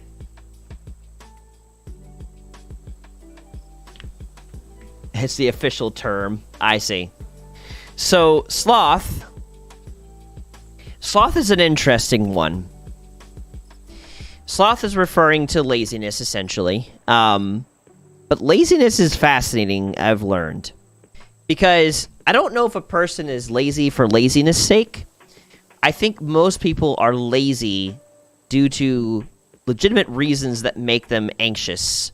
I could be wrong. There probably are some people out there that just genuinely don't want to do things. But I think there's a lot of people that they get overwhelmed, and instead of actually pushing through their feelings of overwhelmedness to actually do a job, they let it steamroll them, and instead they just decide not to do anything. There probably are different forms of slothfulness. That's just the one that I'm most familiar with. I know for me, if I ever get to a place where I'm being too lazy, it's usually accompanied because I'm just feeling overwhelmed or anxious, and therefore I don't want to do anything. So I think slothfulness is a little bit interesting here, because I don't know how many people are legitimately they don't want to do anything. But there has to be some people. Either way, the Bible refers to it this way, talking in Proverbs 24, 30-34. I passed by the field of a sluggard, referring to someone who's slothful, by the vineyard of a man lacking sense, and behold, it was all overgrown with thorns, the ground was covered with nettles, and its stone wall was broken down. Then I saw and considered it, and I looked and received instruction. A little sleep, a little slumber, a little folding of the hands to rest, and poverty will come upon you like a robber, and want like an armed man. So, this is an interesting one, because this is not of the deadly sins. This is the one that affects you more than it's going to affect other people. Although, if you have talent and ability and you're not providing it to the rest of the community, it can also affect other people too. So it's not just exclusively something that impacts you. But I could say that this is another one of the deadly sins, because if you don't do something with your life, if you don't go out there and use the talents that you have, you will become reliant on other people to take care of you, and if they're not able to take care of you, you're not going to have anything to take care of you. Like it or hate it, in this life, we have to work for things. We live in a time where there's so many people working on so many different things that the amount of things that are available to us is more abundant than ever. But at the same time, we still have to work to live. You have to work the ground in order to get food, or hunt in order to find food. You have to go to a mine in order to pull out metals. You have to take the time to teach in order for someone to learn what you've learned. Like, work has to be done. And society rests on the shoulders of people who take the time to go out there and make something with their life. And it could look like different things. It doesn't mean that when you're working, you're always going to do something you want to do, nor does it mean you always have to do something that someone else wants to do. But it's really important to do something with your life because it's enriching to you. Yes, it puts food on the table. Yes, it helps with your levels of self-esteem. But I think people really do thrive when they work, and they suffer when they don't. In more ways than just they don't have anything for themselves. I think emotionally, for someone to be fully healthy and working and doing well, they need to work. And slothfulness is the antithesis of that. It's the opposite. So it's really important not to let anxiety overwhelm you to the degree that you cease to do things. Because already, as it is, anxiety is a liar. And it's not going to tell you the whole truth. It'll tell you some things, and you know how to interpret it. You'll find that it's an alert system for some things that are wrong. But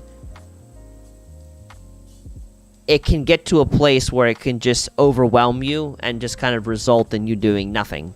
And so therefore slothfulness can creep in. And it can creep in different places. You know, some areas were probably more slothful than in other areas. But since the end result of doing nothing with your life means you have nothing to also been received because of your work, I think that's why it's a part of the 7 deadly sins. I'm just going to be kind of lurking in the chat because I'm very tired, so I'm just going to kind of listen to this podcast. Okay. Fair enough. So we have that. I want to just check and see where I'm at. I could use some food. Water, I've got like a little bit of time before it starts causing me issues, so I probably should return to the ship. Let me go to that. And deal with margarine again. I see you. Speaking of things lurking, this shark is definitely one of them.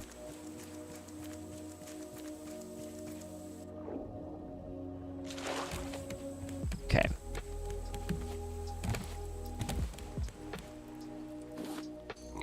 Some more water in me. Ooh, and fill that back up with water. Hello.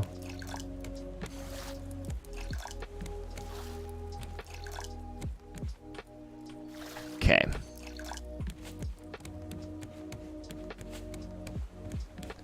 Margarine, leave me and my ship alone. Okay.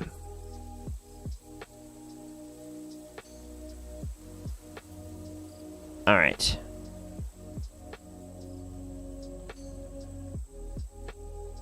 Create some distance. Okay. Alright. So let's see here. So we got that. We've got lust, gluttony, greed, slothfulness. Then we have... Was it wrath? Wrath. Okay. Cool. So, this is something that was being brought up earlier, specifically. We were talking about murder, we were talking about genocide, we were talking about some other things that are all connected to it. Wrathfulness. This is a part of the 7 deadly sins. It's pretty interesting because one of the things that God directly says is, vengeance is mine. It says this in Romans 12:19. Behold, never revenge yourselves, but leave it to the wrath of God, for it is written, vengeance is mine, I will repay, says the Lord. And this is really important because this kind of hits in on forgiveness, real big time. And I think it's really important because a lot of people, there needs to be justice for sins. Something has to be paid for an infraction that's done. But oftentimes, we try to take justice into our own hands.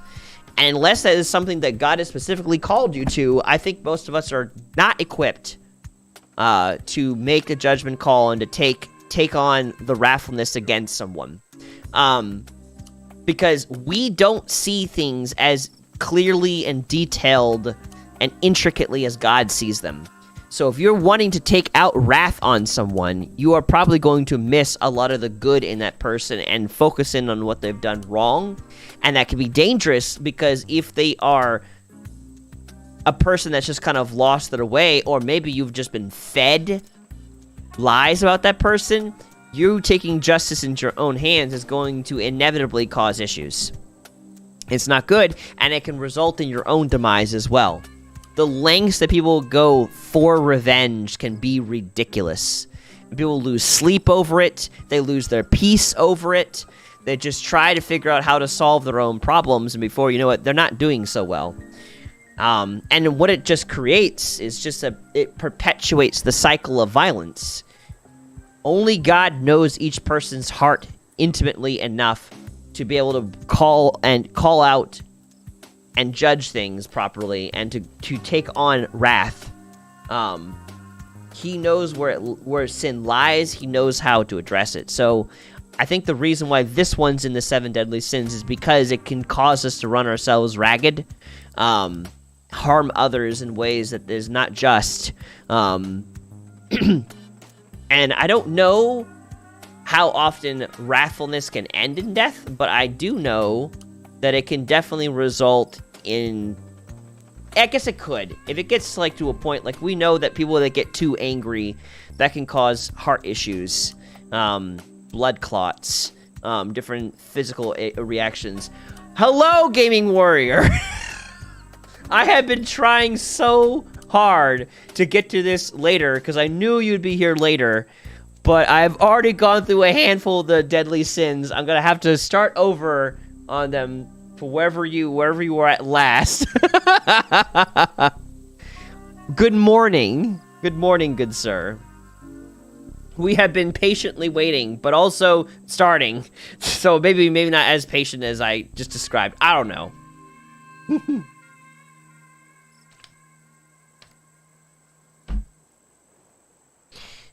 Okay. Yes, I could do that. So we were just talking about wrathfulness. We've gone over lust. We've gone over gluttony, greed, slothfulness. Now we're going over wrath, as part of the 7 deadly sins. Actually, I will kind of encapsulate each one real quick for you, and then I'll go over like a recap at the end of it. So lust is at the head of the 7 deadly sins, at least where I found it. I don't know exactly where it lies in the actual list, but where I found the list, it was at the front. And I think it's really good that it's at the front, because what lust is, it's wanting someone's body, for sexual favors. Like, you want their body. And lust drives us to do things without consent. I believe that sex has its place, where it's best and healthy and good, and any other place is dangerous and not healthy for a person outside of those areas, and lust crossed over those boundaries. And since a person's sexuality is highly tied to themselves, it's really important not to allow space for lust in your heart, because it opens up space for a person to feel shame and guilt and hate. And when you hate yourself from the things you've done that you're not happy about, you are inevitably not going to love people well. Because the Bible talks about loving him and loving others. And when you don't love your neighbor as yourself, and if you don't love yourself, if you hate yourself, you're not going to be able to love your neighbor very well. Lust is more than just being a simp. It's kind of broad. We went over scripture verses, 1 Corinthians 6, 9-11. Or do you not know that the unrighteous will not inherit the kingdom of God? Do not be deceived, neither the sexually immoral, nor the idolaters, nor adulterers, nor men who practice homosexuality, nor thieves, nor the greedy, nor drunkards, nor revilers, nor swindlers will inherit the kingdom of God. And such were some of you, but you were washed, you were sanctified, you were justified in the name of the Lord Jesus Christ, and by the Spirit of our God. And then also Jesus took it a step further, and he said, you have heard it said that you shall not commit adultery, but I say to you that everyone who looks at a woman with lustful intent has already committed adultery with her in his heart. So even just the act of looking at someone and lusting over them is the same as being sexual with them. So desiring someone's body against their, like, and allowing yourself to go sexual places in your head with that person is not good. It's going to damage how you view yourself, how you view others. It's deadly because it's going to cause you to act out in ways that are dangerous, harmful to the other person and harmful to you. Even if with lust you don't actually act upon it, having sex with someone outside of marriage, it still can cause damage to how you view yourself, and that will cause damage to how you view others and how you love others. So that's why that's a part of the 7 deadly sins. Then we talked about gluttony and kind of broke that down. Gluttony is it possible to call watching someone else while also being married? Yeah, that's called adultery. It says, but I say to you, and this is Jesus speaking, that that everyone who looks at a woman with lustful intent has already committed adultery with her in his heart. That's not to say that you find people attractive is the problem. That's not the problem. It's when you look at someone and you're wanting their body and you're viewing yourself having sex with them or allowing yourself to be controlled by arousal towards them, that's where the problem begins. I am dying once again. I need to get to my ship before I start also having hydration issues, and I don't know which way I came. Where is my boat? There's my boat. Ugh, here we go. My boys start having a dry spell.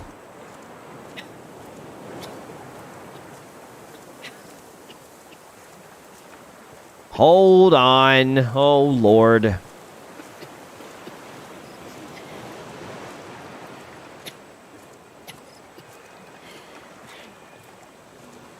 I wish I had some sort of fruit on me. Yep, this is raft. And this is my raft.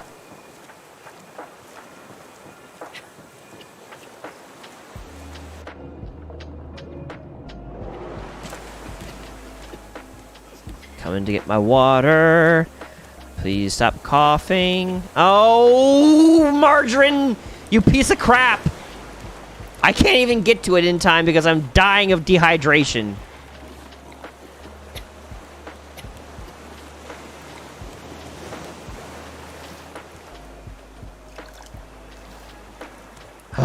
The minute I come back. Marshall just has to be a general nuisance and bite off a piece of my raft. Nope! I need wood. I have no wood at all? Oh, crap. Ooh. How did I run out of wood that fast? Crap. She bit into my boat, and this time she walked away with too much. Also, I need... But I can't get because I can't find... Oh, there we go. Oh, I don't even have the... Oh, that's not great. I need wood in order to cut wood, and I don't have wood. Oh, dear Lord. Margarine really did it this time.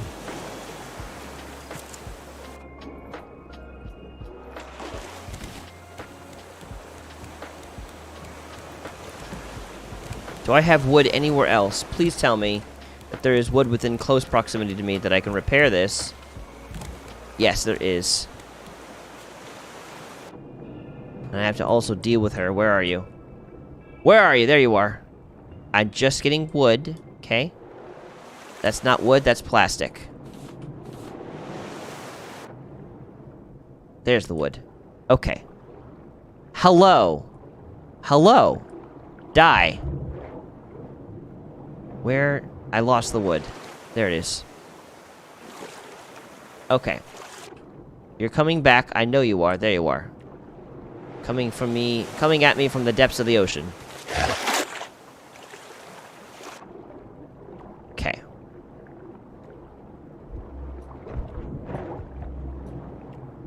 I'm smart. I am too smart for you. You are but child play, and now I have to leave this area because I need more wood than I have. And I don't even know that connects. Can I grab that? I can. Cool. I can't believe I'm going to have to leave this just so I can get wood, just so I can have something that I need to build the axe. Oh, Lord. And of course, I don't have any extra wood sitting around. Oh. You did it this time, Margarine. You made it hard on me not to actually leave. Wait, there's a piece of wood there. To find wood so I can make an axe so I can get more wood. Yeah, I know you got bit. I'm sorry. It sucks. Okay. But you're gonna have to bear with me, person. Whoever you are. Words. Because I cannot do these two things at once. Oi. Okay. So we went over gluttony. Which was, gluttony, which was more of an action, against yourself. Drinking too much, eating too much, doing things in excess in general. It can go hand in hand with greed, but it's not greed. Greed is its own thing. Greed is how you respond to someone else. Like, you see what they have, you want what they have, you're going to take actions to steal what they have. You want it. You can't rest until you have what they have. And wanting more than what you need. And then gluttony is the actual participation, eating, drinking, whatever, more than what you need in excess. What the Bible had to say about gluttony is from Proverbs 23:19 through 21. Hear, my son, and be wise, and direct your heart in the way. Do not be drunkards, or among gluttonous eaters of meat. For the drunkard and the glutton will come to poverty, and slumber will clothe them with rags. Yes, kind of like Nikocado Avocado. He's a great example of gluttony. In his case, I think he does what he does because of his own insecurities and wanting to be accepted by people, and probably also related to just trying to fill the void in his heart that he can't fill because food can't fill that void. But yes, Nikocado Avocado is a good example of that. Gluttony leaves people in poverty. It's you're eating up. You're not only eating today's rations, but you're eating tomorrow's rations and the next day's rations. Where are you going to find that? Unless you have a lot of source of income coming in. But then if that's the case, you're eating up more than you should. Then you're taking from other people what they need. So it just does not end well. That's a great question. Speaking of eating, do you want to do something Japanese? I'm definitely down for either Hakuchou or for kimonos. Or kimono. Speaking of all that. Because I haven't had that in a bit, so I would definitely be down for some sushi and some lo mein, or teriyaki chicken. I'm kind of hungry in this moment. Last thing I ate was lunch, and it's been a while. Hakuchou sounds good. We just need to figure out the when. But I'm definitely down, Kenneth. So there's that. You can work around it. Okay, cool. Can professional eaters are considering having gluttony? Like, again, I don't think eating is a profession. Like, if a person is eating a lot just so they can have views, like, you could say, like, there's an area of, like, you could say maybe, like, a food critique or critic. Like, you can have the person that comes in, they can eat, and they can tell you if their food tastes good or bad.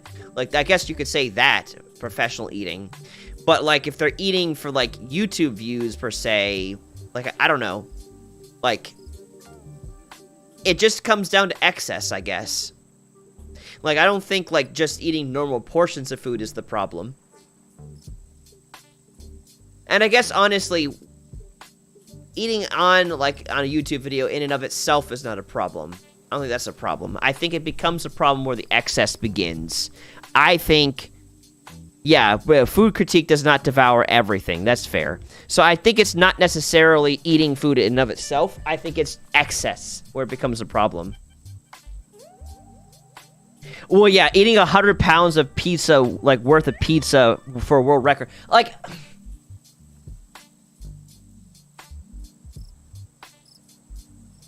Record setters. I don't know. I still feel like that kind of... iffy territory. Because eating all that food isn't healthy in the first place. It's not good for you, no matter what the food is. Anything outside of, like, proper moderation is not healthy for you. So, like, drinking a lot or eating a lot or whatever, like, that's a problem. It's when it goes into excess, and it's something that becomes habitual, too. And I think that's another point. There's a part of the definition is habitual greed or excess in eating. So as a one-time thing, to say that that person is gluttonous is a little bit more of a stretch, but if they're continuously doing that, it could become problematic. So I don't know. I don't know exactly how to answer. That is not something I know how to precisely answer, Gaming Warrior, but I do believe that each person has a conscience. And if it's saying to them, you're eating too much, and they keep ignoring that, that's definitely a problem. What is your opinion? And while you're going through that opinion, I'm going to go over greed so I can catch up where we're at. So then greed is that desiring of other people's stuff. Like, you are going and taking actions to steal other people's possessions or whatever. And I want to go into that, too, because I think I went over the definition of greed. An intense and selfish desire for something, especially wealth, power, or food. So whereas one, you are eating excess, you are taking too much than you need, drinking too much than you need. This is kind of hand in hand with that, but you're kind of stealing from other people by this point. It is going into someone else's pocket, so you could have more power, more food, more whatever. And Proverbs 28:25 says, a greedy man stirs up strife, but the one who trusts the Lord will be enriched. Essentially, when you go into greed, you are no longer seeing how God can take care of you, and you're taking destiny into your own hands, and you're trying to take from other people so that you always have enough, but it's never enough. Greed is a bottomless pit that cannot be filled. And I think that's one reason why it is in the 7 deadly sins. And while you're formulating your response, I need to check where I'm at. Oh yeah, once again, I'm suffering.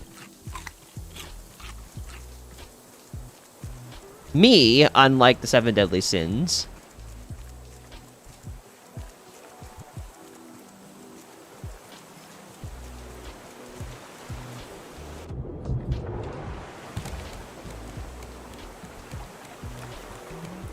Let's see.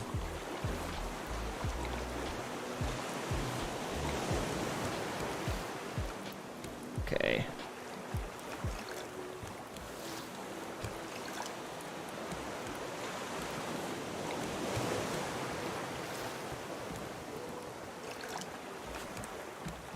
Cannot tell if that's connected still or not connected. It looks connected, but that shark bit off the center of that twice. If she or he feels bad if they don't eat food, they feel insecure like Nikocado, but if they're trying to increase their limitations, they probably aren't gluttonous. Uh-oh. Uh-oh. No, no, no, no, no, no, no, no, no, no, no, no, no, no, no, no, no, no, no. No. No. Bad. Saved it just in time.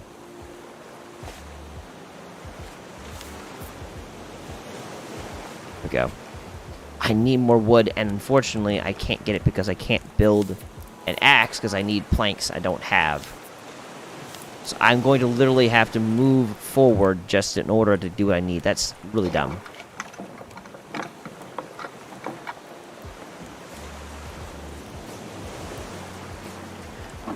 I don't think... Getting into a little bit of semantics here, I don't think, just because someone doesn't necessarily feel shame doesn't mean that they're still not being gluttonous. Gluttony can come with shame, and someone needs to pay attention to how they're specifically feeling. But that doesn't mean automatically that if they don't feel shame, then they're doing the absolutely right thing. Because again, gluttony is going to affect people. If you eat too much, you drink too much, you do whatever too much, you're taking away from what other people could have. It's like, in the world full of starving people, how does a food eating contest look like to them? And then that's where the problem gets really highlighted. It's like, okay, cool, I'm glad you can eat in excess, you can have all these nice things, but where is my provision in all of this? How am I going to ensure that I survive?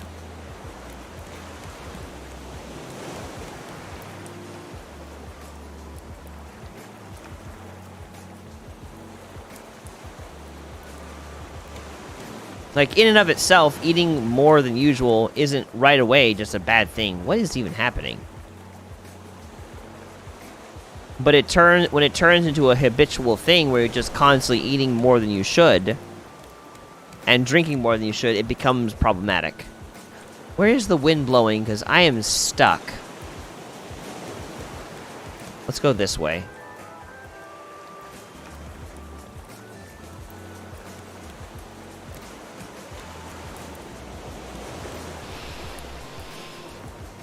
Like, improving, so you're asking, is that technically gluttonous? Like, I'm improving on what I can eat daily, but I work out twice the amount I eat.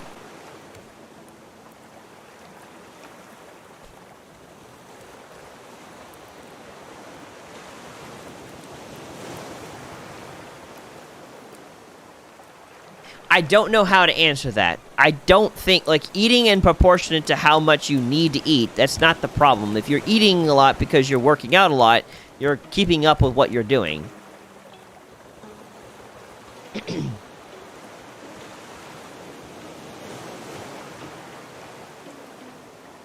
people who work out a lot are technically, they need to eat more to keep up with their muscle mass.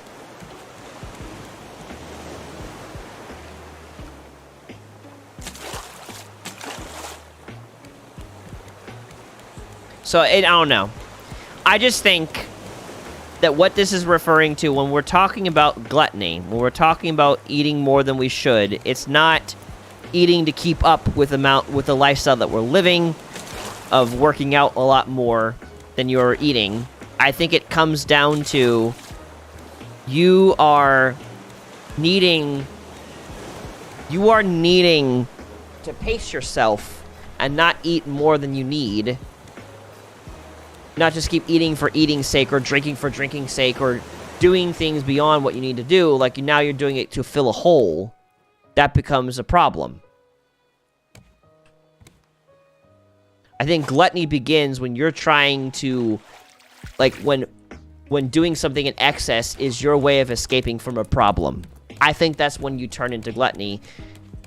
And you're not just doing it because you need to do it, or else you will start, like, losing the progress you've made or whatever. Like, I think that's where it starts to become a problem. I think a lot of things come down to the position of your heart. Why do you do the things that you do?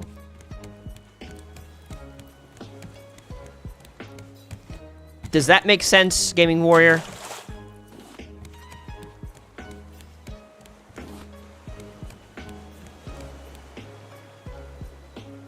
Another opinion that I have is that I eat because I can, but I don't have to have it as a necessity. Well, I mean, kind of does. I mean, it's better to eat to live than it is to live to eat. Because living to eat is one of those things that can turn into gluttony.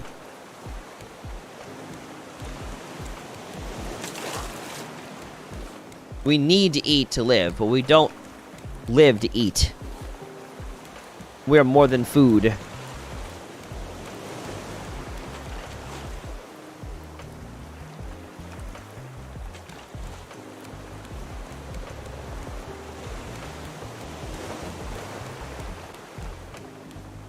When is that shark gonna show up again?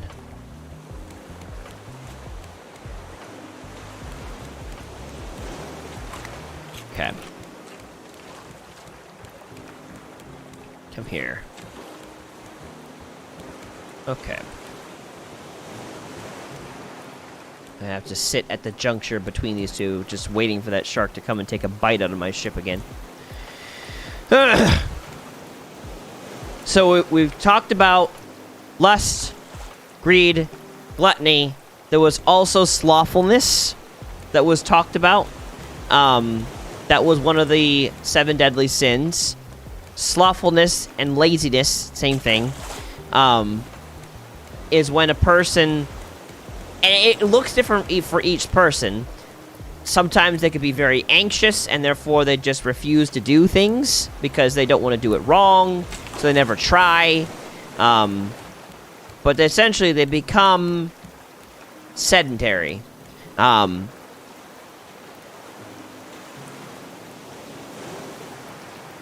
Yeah, it's not to say that it's bad to eat because, like, you know, you like the taste of something or whatever. The problem becomes when, again, just like referring to what you're saying, the problem becomes when you're trying to fill a hole with food. Like, if you are trying to deal with your problems by eating, rather than eating in order to live, that's where the... Hello. That's where the problem begins.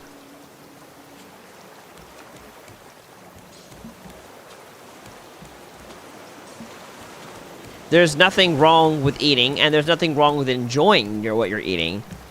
But the problem... Oh, hello.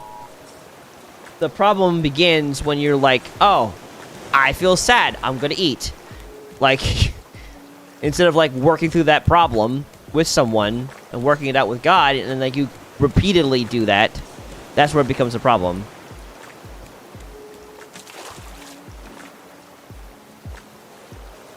Kind of like, because I like pizza, I just eat it as lunch, dinner, and everything. And yeah, that's... You could say that you're dealing with gluttony when it comes to pizza. Like, if you just... all you ever eat is pizza, that's a problem.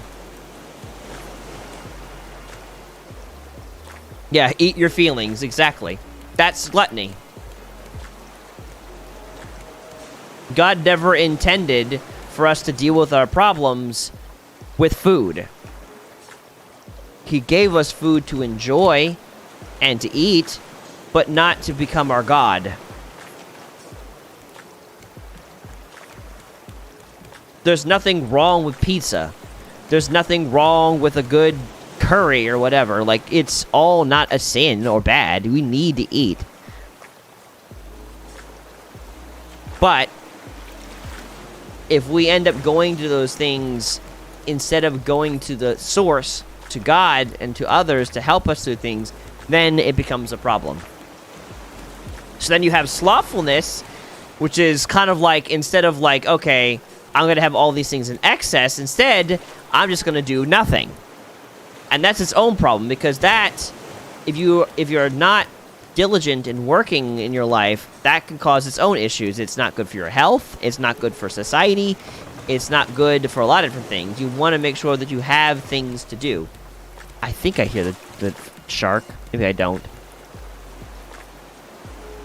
So, the Bible then talks, well, in the 7 deadly sins, there's then the talks of sloth. Slothfulness, as referred to the Bible, is said... I keep hearing those sounds. Why did everything become so quiet? The wind must have died down. It said... Let's see, where'd it go? I passed by the field of a sluggard, by the vineyard of a man lacking sense, and behold, it was all overgrown with thorns. The ground was covered in nettles, and its stone wall was broken down. Then I saw and considered it. I looked and received instruction. A little sleep, a little slumber, a little folding of the hands to rest, and poverty will come upon you like a robber, and want like an armed man. So another deadly sin is slothfulness. There is no problem with taking some time to rest. The problem isn't being restful. The problem isn't taking the time to learn how to do something right.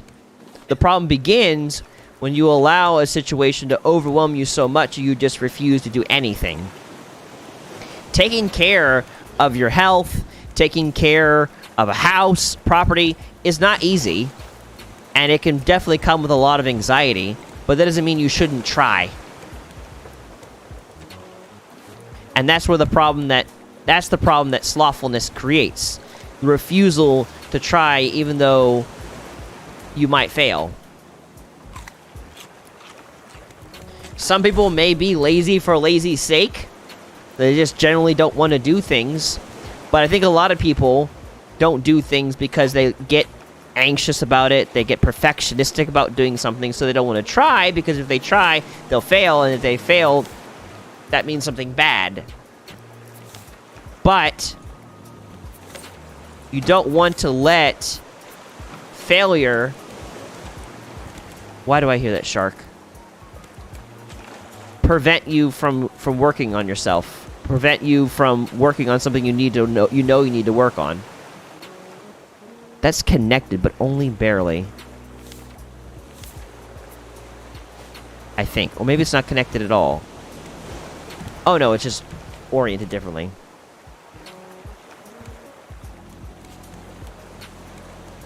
Yeah, essentially. That's where the term slothfulness comes from. It's from the observation of a sloth, I feel like. But it's just the refusal to do things. Like, for whatever your reasoning, and when you do that, and you don't do something long enough, it's not going to go away. It's just going to build up to becomes an even bigger problem, making it even harder for you to do it at all. If you don't cut the grass for a couple of weeks, you have tall grass. But you keep doing that, it keeps growing taller and more wild and becomes harder. You could have taken care of it a lot sooner. Or procrastination, why do today what you can put off till tomorrow? The problem is tomorrow never comes, right? Yeah, so there's nothing wrong. Actually, the animal was named after the sin. Okay, got it. Thank you for the correction. There's nothing wrong with taking the time to understand something and to work on it before you just jump right in. That's good. That's fine. But if you just wait to try to, like, figure it out and not work at all at it, you become slothful. That's why it's one of the deadly sins, because you'll not accomplish anything with your life that way. And you'll end up in poverty over it. That's what the Bible is referring to. I did not want to eat a raw beet. Rip. There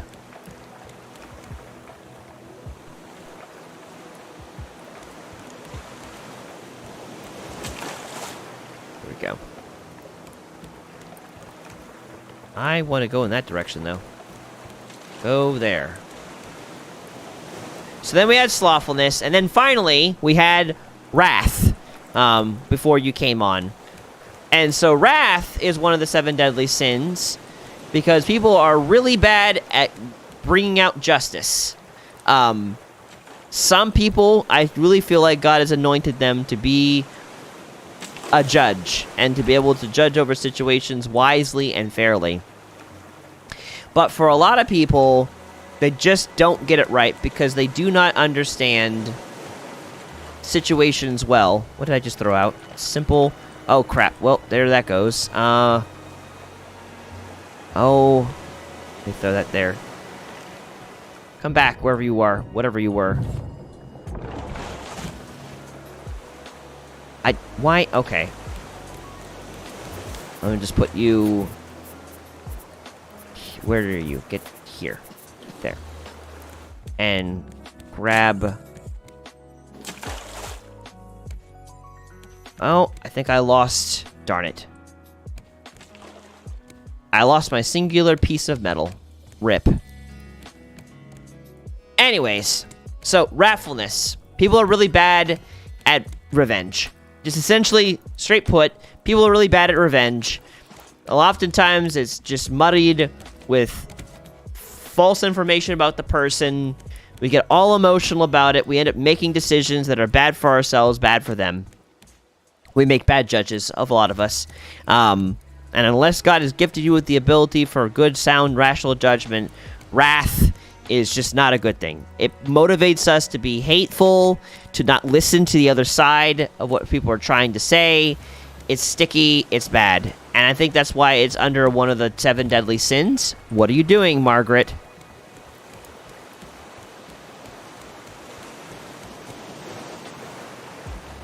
I'm watching you. Just trying to be a pest. The Bible has to say about it this. It says, Beloved, never avenge yourselves, but leave it to the wrath of God, for it is written, vengeance is mine, I will repay, says the Lord. So it's just, vengeance is not for us to take. God calls us to forgive our enemies and to love them,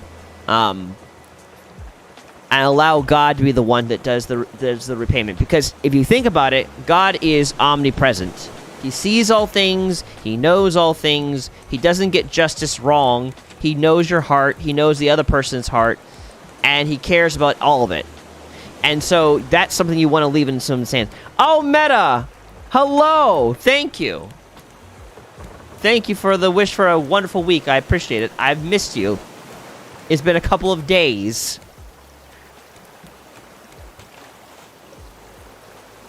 Refrain from anger and forsake wrath. Do not fret. It only brings evil. Right. In my opinion, Kratos from God of War explains it very nicely. What would you do once you get your vengeance? You won't get your lost son or any person you love back. Yes. Right. And so when you take justice into your own hands, you often remove the very provision for yourself in the first place. Also, hello, Shiny Man. He's still with us. He's just with us on Twitch. Like, great. You kill the thing that, like, harmed you, whatever. Like, cool, the person that did that. But now, like, the bullied of yesterday becomes the bullies of today. Like, there's just... It's a repeating cycle. And people don't really see... They're very bad at revenge. They're even worse at seeing that the amount of healing that can come from a person that recognizes their mistakes and failures, and the healing that can come by allowing them to atone for their sins. Not to say that if there's someone that harms you or does wrong to you, that you just allow them to do whatever in your life. Like, you do need to set boundaries with them, but taking revenge into your own hands is not smart. God does best with that because he sees why things happen as they do. So he's able to defend you, and he's able to properly deal justice to that person. Sometimes wrath is important, but not when you forget about forgiveness. Well, I think wrath serves its point in setting boundaries with a person, but there's a reason why it's a part of the 7 deadly sins, and why the Bible repeatedly says, don't, take justice in your own hands. Wrath just leads to evil.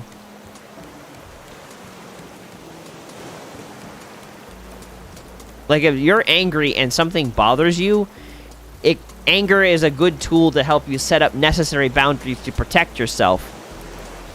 But at the same time, you have to be careful with that because it can go out of hand.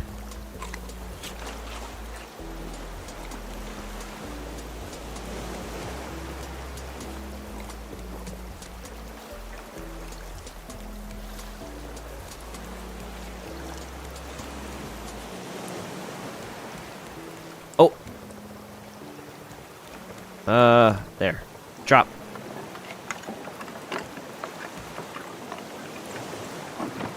There we go.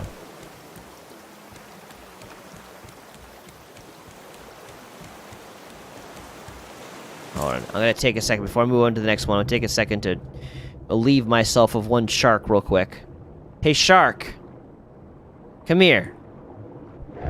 There we go. That was good timing. This will give me some time to focus on other things rather than constant survival.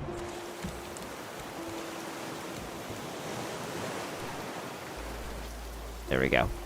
Cool. Alright, so we got lust, we've got greed, we've got gluttony, we've got slothfulness, we have wrath. 6.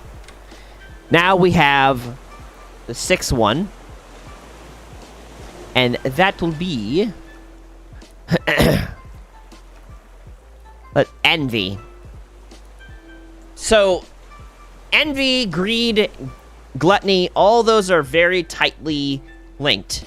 I think the differences between envy and greed is that envy is wanting what you don't have, but I don't think it always results in an action as greed does. But let me see. I want to look up this up. Difference between envy. Can I spell envy? And no, not jealousy. Greed. There we go. Greed is a strong desire for possessions, which the person wishes to maximize. Envy is a strong desire for possessions of another, which does not belong to a person, harbors the desire. Okay, now that's interesting, the way this puts it. This puts it as greed is a strong desire for possessions, which a person wishes to maximize. And envy is a strong desire for what someone else has. Okay, now that's interesting. Okay, but then how does it definition of greed? The intense selfish desire for something, especially wealth. Ah, okay. I need to take a step back then. Okay. Interesting. Anger is a strong tool. If used cautiously, its greatest weapon, if not its self-destruction. Yeah, it can be. Anger has its place, for sure. But, okay. Intense selfish desire for something, especially wealth, power, or food. And envy is towards a person. Example, I envy your success as a streamer. Got it. Okay, so yeah. So, alright, I need to take a step back, because I got something wrong here. I was listing greed as envy. So, in this case, that means gluttony and greed are fairly similar. They kind of go really hand in hand. But one is the selfish desire for something, and I think the other one is the actual consumption of it. So gluttony is the over participation in drinking or eating or consuming more than you need. Greed is the desire for something more than you actually need. Intense and selfish desire for something, which I think also goes hand in hand with envy, which is when now I am envious that you have what I want. They're all interconnected, which is interesting that the 7 deadly sins separates them as all their individual things, but they kind of really go hand in hand. I want what you have. I want this thing. Well, I want this thing so badly. I want what you have. I'm going to eat it. I'm going to consume it. So we got envy.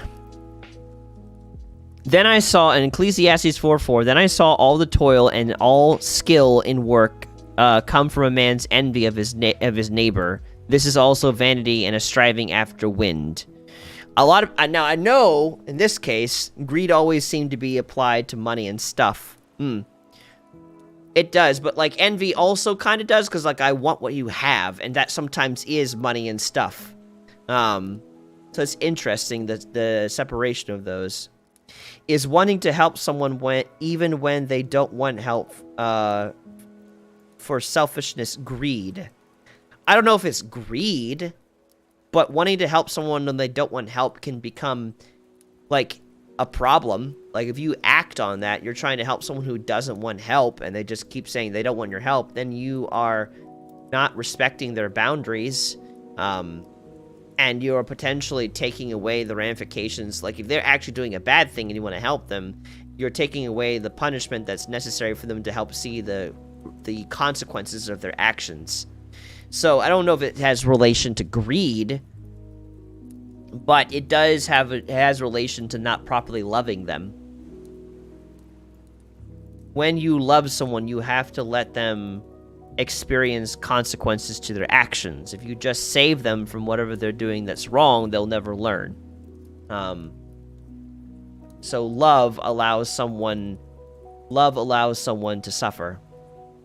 Yes, pride is one of the last ones in this, and we're going to get to that one. The after envy is pride. It is the last of the 7 deadly sins, I believe.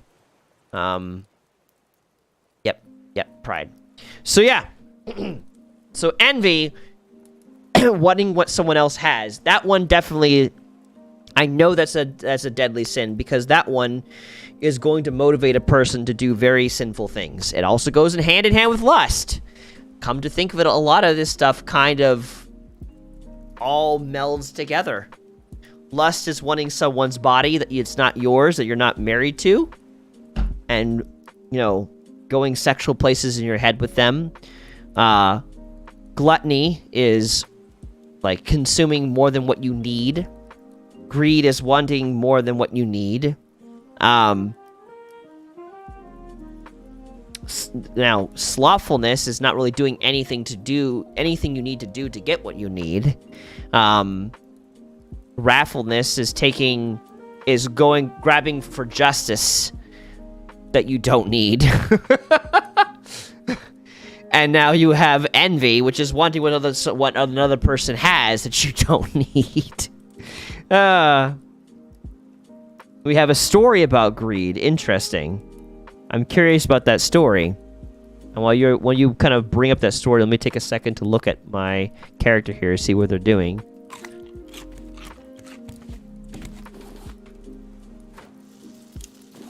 There we go. I should open this box here. Get this out of my inventory. A quill. Interesting.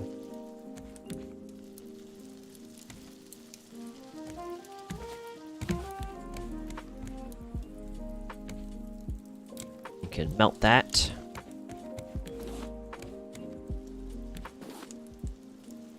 Oh, I got on a beet. Just drop that heavy beet. Okay. And I can move this because I actually have a place for all this stuff now that I realize. And I have seeds I cannot use. Get out of my inventory. There was a king who only wanted gold.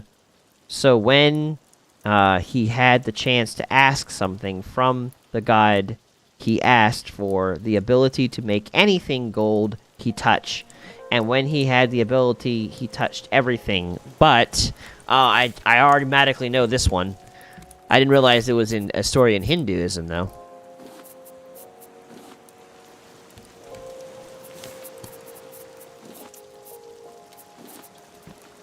He had the Midas touch. Oh, but it was good for a few days. It wasn't a permanent thing. Oh, that's a change to the story.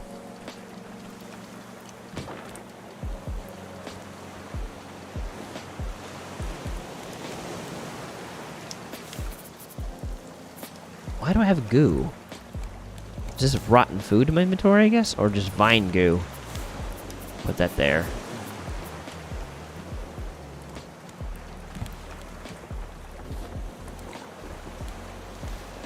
Okay. Crap. There we go. But after a few days, when he tried to eat something, it turned to gold. Okay, so yeah, it is following that same one. The story of the guy with the money. Uh-oh. Where's that shark? Shark! Crap! He's gonna eat that because where did my... I threw... Come back here. Dang it. I get so excited that I throw what I have right out the window. And if I remember correctly, at some point that man, he then went to touch his daughter, and his daughter turned to gold. Or at least touched someone, and they turned to gold.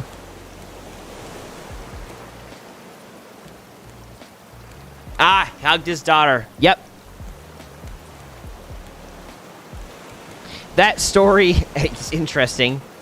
Yeah, that story was... I've heard the story. I didn't know that it had roots in Hinduism, but I have heard the story. And that story is referenced in Puss in Boots. In one of the Shrek universe, they actually go... Well, it's loosely... like, you could see that it was referenced because the guy, Jack Horner, he had a golden finger. And anything it touched turned to gold. So he ended up touching... this one person that was helping him, and she turned to gold. Well, before you go into that, let me go into the rest of the last of the deadly sins, and then you can go into that one. So that way I can finish what I started.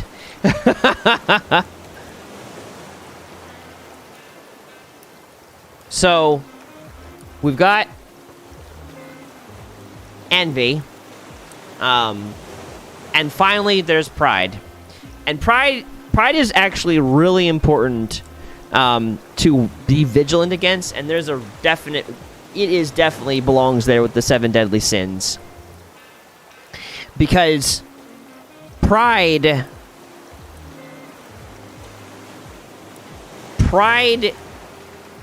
blinds people. It blinds them to the darkness within their heart. The Bible has 2 different things that I wanted to bring up that it talks about. There's more, but there is 2 main areas that it refers to it. Is that shark attacking me? Leave me alone. I think we're good. Okay. The first one is in Proverbs 16:18. Pride goes before destruction, and a haughty spirit before a fall. And the second one that it goes over is in Proverbs 6:16 through 19. Actually, no, that is not... Is that the one? No, that's a different one. Okay. The second one that it talks about is Gosh, I thought I had a second one about pride. But there is another one that it talks about pride directly. Haughty spirit, yes. Like it next... What? What? Oh, I see. I read that wrong. Yes, a haughty spirit, yes. Got him. Man.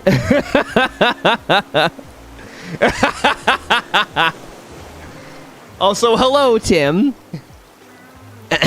I have missed you. I haven't heard from you in a little bit. He got us.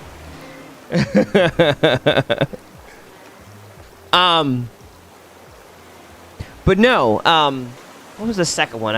I had a second one that was in mind. I can't think of it, but I do know that when Satan was cast out of heaven, it was because of pride that sent him there, because he thought in his heart that he could ascend above God and become more than God. And that was just not going to happen. And he was cast out of heaven for that very thing. And so pride is really important because it blinds people to the truth. It blinds them in so many different ways. People, they don't see their own problems in their own lives. They don't listen to what other people are saying to them. Pride can make a person rationalize hurting other people. It's just not good. And it's deadly because when pride is is in their heart, it can result in them doing things that will result in their death. It's alienating, exactly. When you think you know everything, no one can help you. And you can end up in alienation. It can result in death, because when you actually need help, who's going to help you? Because you've pissed off everyone around you. I think each one of these things, each one of these 7 deadly sins, they're deadly because they can literally result in death. Entitlement, yes. Entitlement, haughtiness, which is just a form of pride, looking down at someone through your, down your nose at someone like they're less than you. You got lust. Lust can result in many different things. If you follow it to its full intent, you can end up with STDs. You can make someone angry and they can kill you for it. You go into gluttony. You're eating more than you need. You can end up with diabetes. It can kill you that way. Heart issues. Drinking too much can result in alcohol poisoning. Doing too much of one thing can harm you. Greed. You're taking on way more than you need. You can end up taking from what other people need themselves. Hoarding it for yourselves, which pisses them off, which can result in them rebelling against you, which can result in death. You have slothfulness. You don't do a thing for yourself. Wait a minute. I'm being attacked, speaking of all that. Oh. Oh, you little piece of crap. And it was one of the more expensive pieces, too, of course. Ah! Hold on. Gotta fix it. Where on earth? There it is. Craft. How do I rotate that? Oh, R. There we go. Cool. Asking someone to earn me and thinking about everyone is greed, in my opinion. Asking someone to earn me and thinking I'm above everyone is greed, in my opinion. I don't know if it's greed. Might be pride. I don't know if it's greed, though. I can't really put that into the box of greed. Greed is just wanting more than what you need. And, like, you know, it can result in also envy and taking what's not yours. But then again, so again, like, you got slothfulness, which results as it's a 7 deadly sin because it can result in death. You do nothing for yourself. There is no provision for you because every time you could have something for yourself, instead, you choose to be overwhelmed and do nothing. And that builds up. There's only a limited amount of things that people are willing to do for you, and a limited amount of time at that they're willing to do it for you. And if you never do anything for yourself, that's a problem. That results in death. You have envy, or wrath. You have wrathfulness. You try to take justice into your own hands. That obviously puts you into danger of death. And again, envy, you know, you're wanting something that's not yours. You take it from them. You don't know how they're going to handle that. They could be kind. They could take that and, you know, let you pass for it from stealing from them. But oftentimes they could kill you for that. Not good. And then finally, pride. Pride just makes you an enemy out of everyone towards you. That results in death. So kind of like modern women saying, oh, I'm not going to date you because you can't support me. I'm better than you. Like, yeah, that could be a form of pride. Yes. That is a form of just not trusting people and thinking that you're... If you start to think that you're better than other people, you have become at risk of pride. So, yeah. Those are the 7 deadly sins. And so from there, I guess I'd ask, do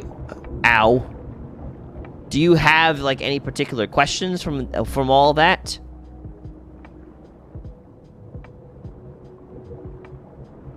Excuse me, shark. How dare you bite into my soul?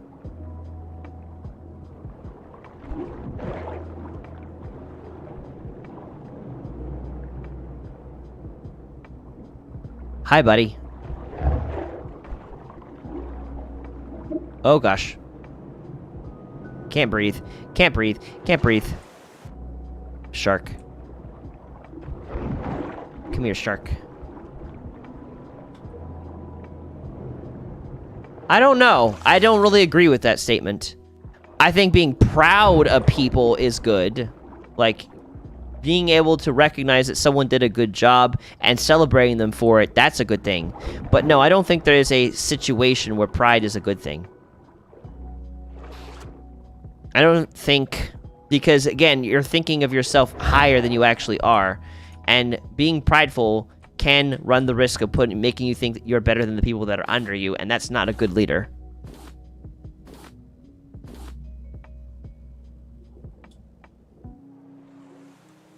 Like, having confidence is good. That's good. But confidence is not pride. It is good to be confident. It is not good to be prideful.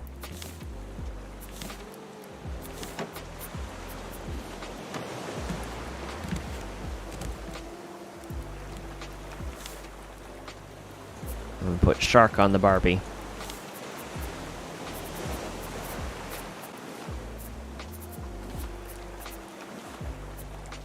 Bring that down here.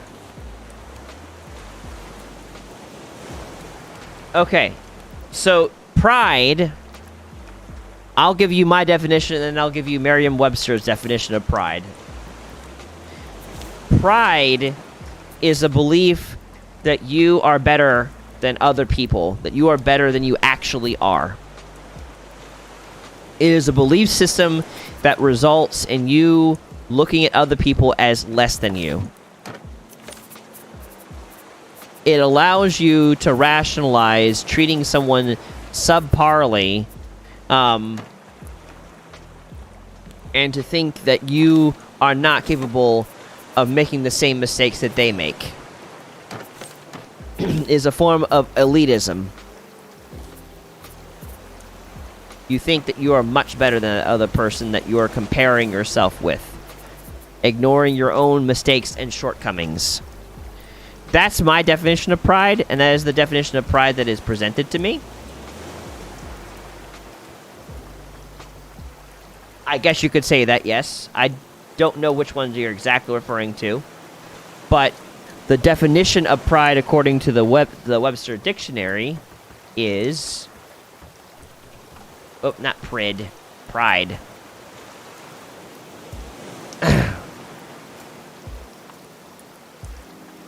And they have different definitions of it, too. A feeling of deep pleasure or satisfaction derived from one's own achievement. The achievements of those with whom one is closely associated. The qualifications or possession that is widely admired. Consciousness of one's own dignity.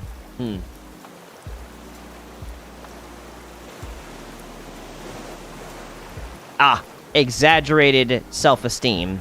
There we go. That's the one that I'm particularly thinking of here. Exaggerated self-esteem, conceit. And also a behavior that reflects such an attitude. I would gladly suffer his haughty pride with pride and sharp tongue for her sake. Yeah. Respect and appreciation for oneself that members of a group, especially a marginalized group. Okay, that seems more like a added in there kind of definition.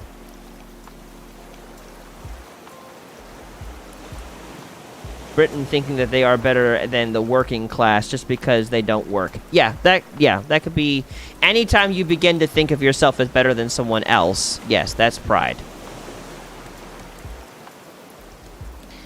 I don't really like the way that the dictionary has worded the definition of pride, because it feels like a moving goalpost.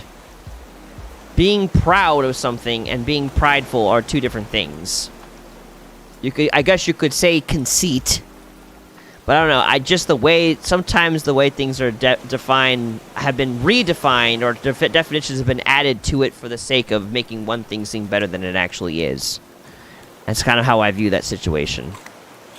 But I do know that oftentimes the way the Bible refers to pride is different from how the world refers to pride. So primarily what we're talking about here then is when you begin to feel like you are better or greater than someone else. You think, wow, I'm better than that. I'm better than them. I'm so much more wiser, stronger, whatever you may be. It's smart. That's pride. That's the pride that we're referring to here.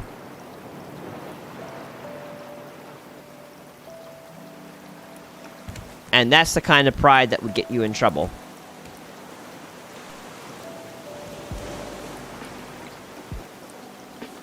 So does that make sense?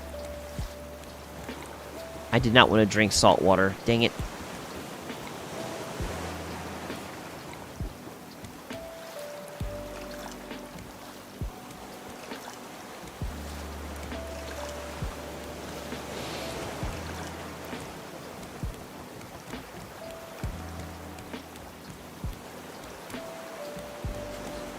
So I do need to find metal.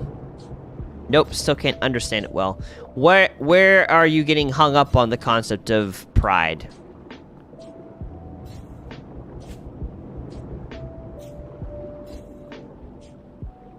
Because I'm not quite sure how to better answer.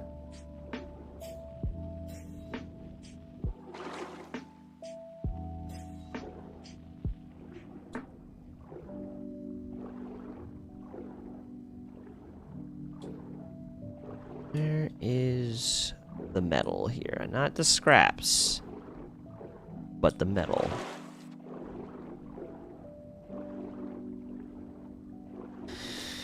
Oh,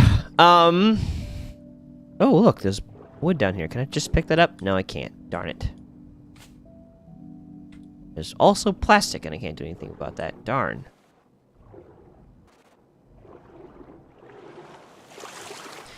Pride, in the way that I'm defining it today, and the way the Bible generally defines pride, again, is that feeling of superiority over another person. The thought that I am better than that other person, I am unequal with them. And it is the state of not really being able to hear or learn something because you feel like you already know the answer. It is a lack of humility. Also, speaking of humility, do you know what the definition of humility is? Because maybe you can contrast that between the two.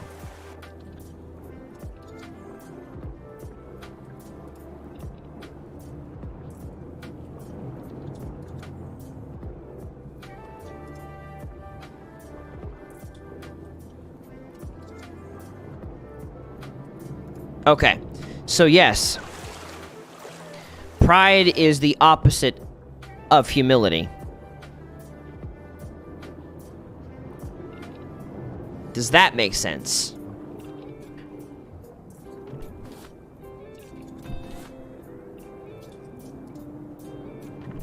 Right, exactly.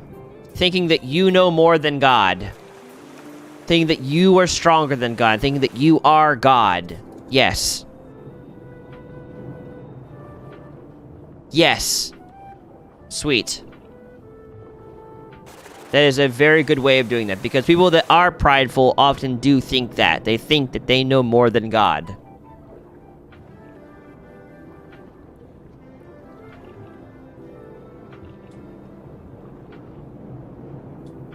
So cool. Any more metal here? Because I could really use more metal. Got copper for days, but metal not so much. Metal, metal, my kingdom for metal. Oh, there's some right there. Hello, Marjorie 3.0.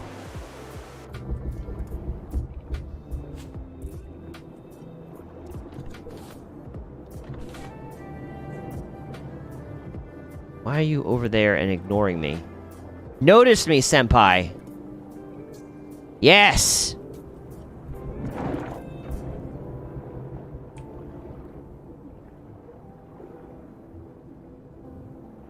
I wonder if I can get scuba gear. I think I could get scuba gear at some point and be able to go even deeper.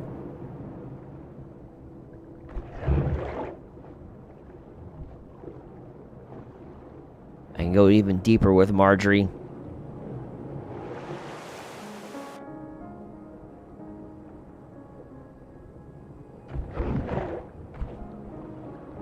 There we go.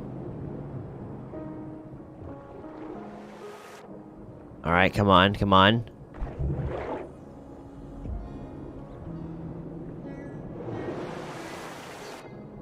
I just need your flesh! More than you need mine!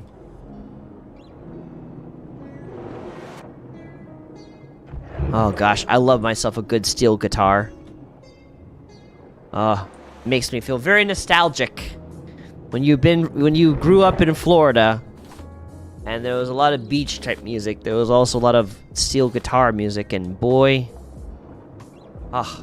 so nice.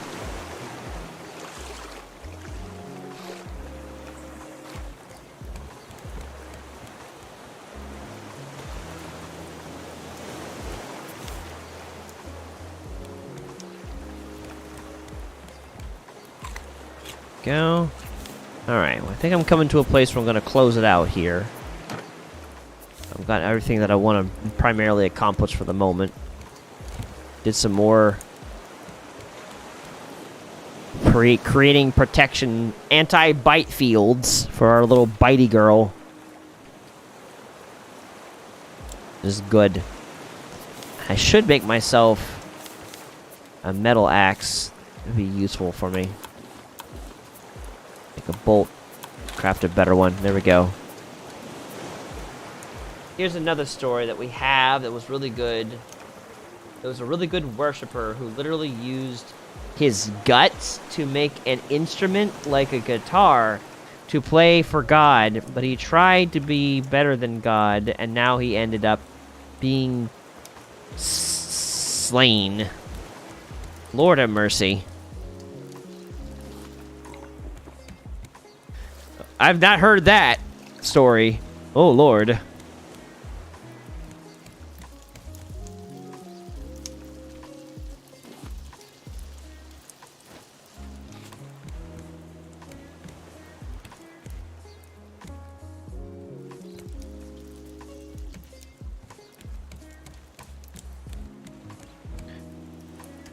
See here. What does it take to make a sweep net? I don't know what that's good for. Called Ravan Dahan. Did I pronounce that correctly?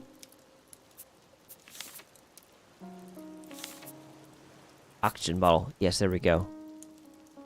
Empty bottle, 4 rope, and vine goo. I need to make that and flippers. Okay.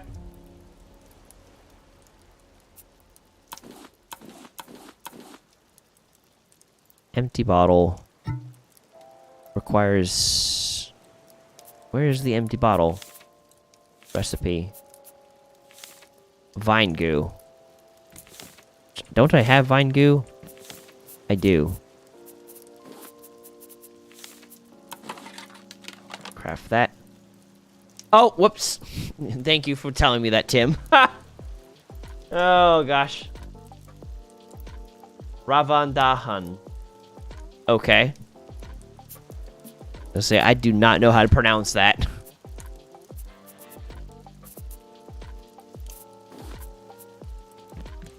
Okay, and then to make oxygen bottle, I need more vine goo. Which I know that means I'm gonna have to cook. Just straight up. Whatchamacallit? Plant palm tree leaves. Words. I think. Maybe not. Maybe I can't. Never mind. Thought I could, but I was wrong. Okay, sounds good. Okay.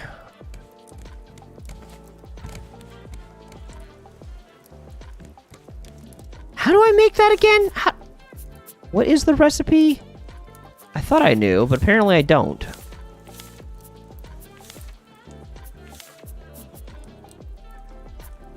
I thought you just kind of took... Oh, wait. Is it seaweed? Maybe it's seaweed. Maybe that's what it is, not leaves. Of which I don't have any seaweed. Oh, there it is. I was going to say, I have no seaweed. So, rip that opportunity. I don't need copper. Give me the seaweed. Okay.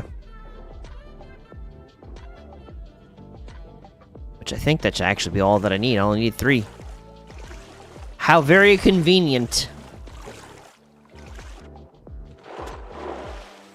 Gosh, I thought I was being attacked. I just got out of the water. Alright. I think this will be a good stopping point here. We've got our meats. We got our metal. I can cook the seaweed to turn it into goo. And I can make my bottles for going deeper. My oxygen tank is the words I'm looking for. Hello. Maybe I can find more things down below. Hopefully there won't be like some kind of megalodon down there or something. That would suck. Hey there.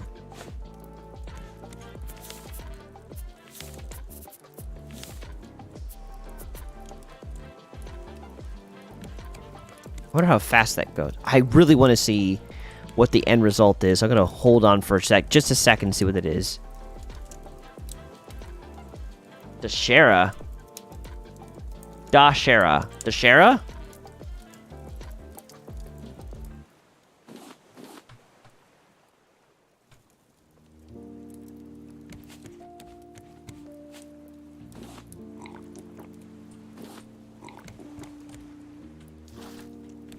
Go. Oh, wait, that goes there. Yep. There we go.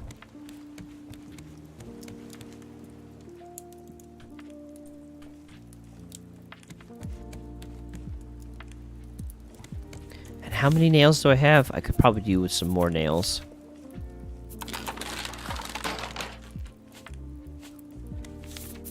To make more reinforced areas. Like the missing piece for here, because that son of a fish, annoying piece of crap. Is that the net one? Yeah, it's a net one. Of course it is.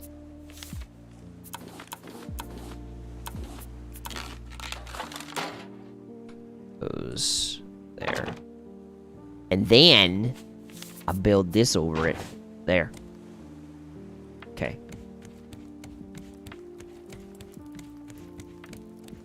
And one there. Cool. And then we got...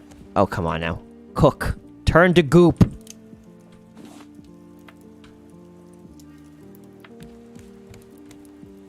Got my goop. Create my rope.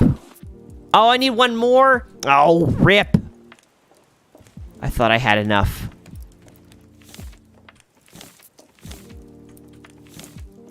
Do I have any more seaweed? I do. Ha! We're good.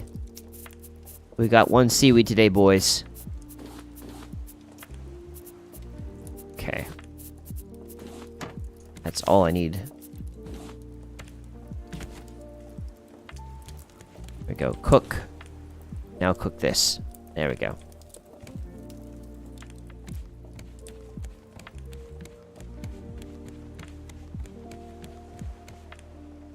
You. There we go.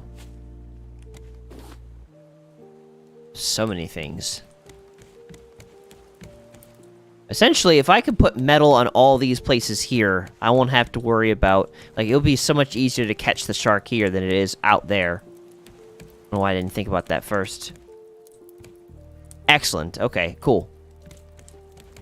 Wait, it's in this... Wait, it's in the suggestion channel? Like, is that something you want me to, like, watch and then talk about? Because if not, there might be a better place for it than there.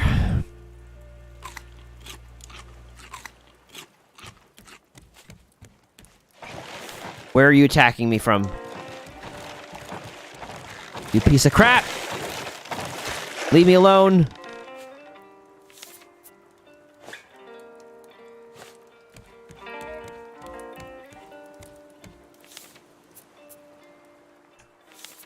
More nails.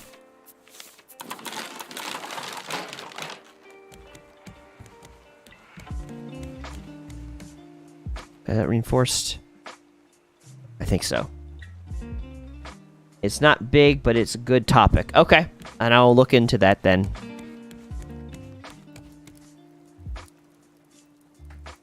Wait, how close are we to completing this one versus that one? About the same. Okay. Give me my goo.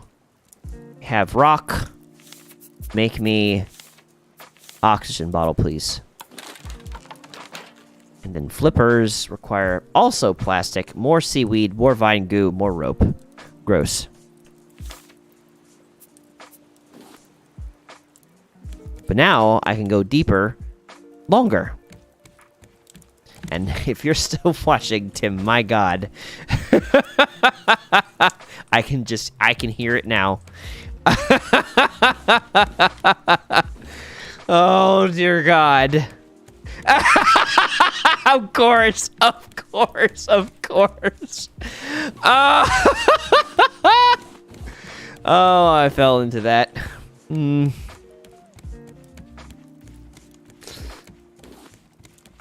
This is the essence of our friendship.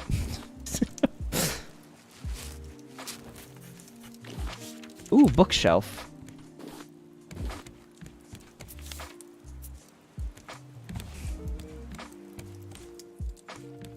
Gosh. I really just want to make all these things. I don't have to, but I want to. I need to. Stop. But I'm having fun in this moment. I just gone through my topic and I feel strange.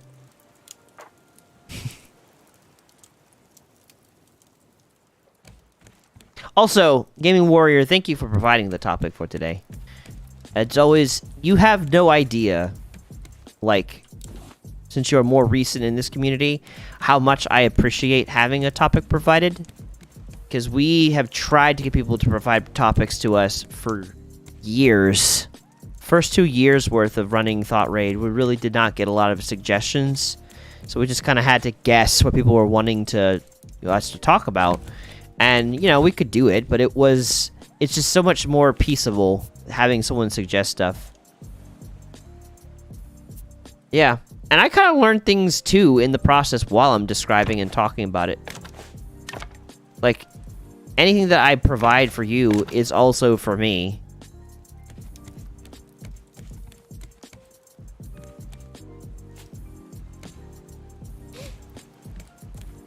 But yeah, it's so nice, because, like Tim can attest to this. Like, we had to guess and figure out what people wanted us to talk about.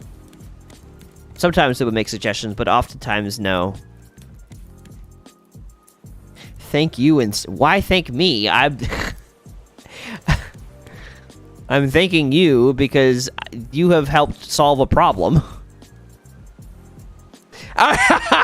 You mean our patron? You're still a part of this. Thank you with money.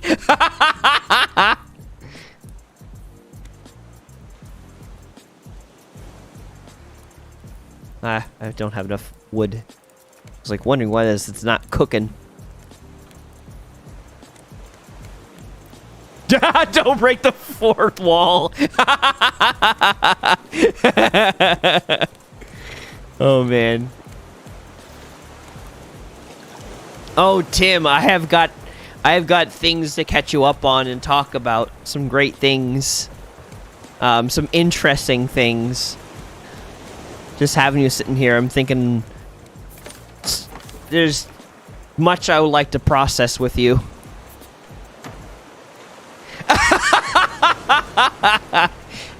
Yes. Yes. When you phrase it that generically, yes. Not specifically about that, but yes.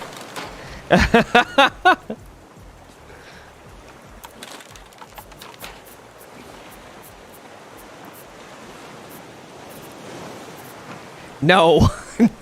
No, they do not involve that. Darn it, shark. What did you eat now? No, that it does not involve lust.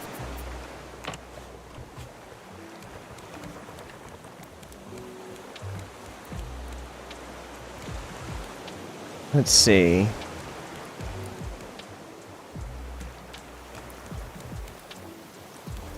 I'm not doing that next. I need to do seaweed. Cook that seaweed.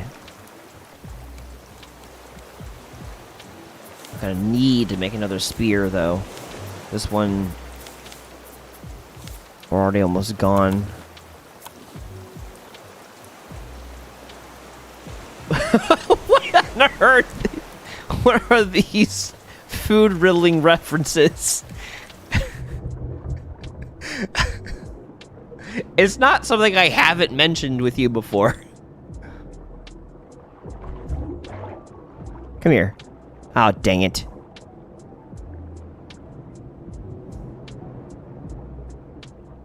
What? What? I'm in the middle of the ocean. Am I making pastries? What?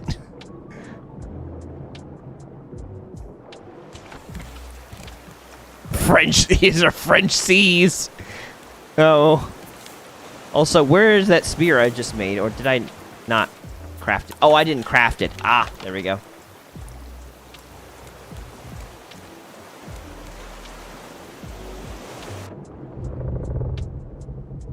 Come here. Come here, you piece of crap. Come on.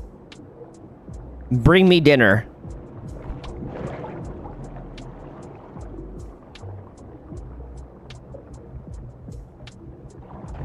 I wonder also how my little bottle of water works, because I have it attached. But even though it's attached, I don't know if it's actually providing me more oxygen than usual.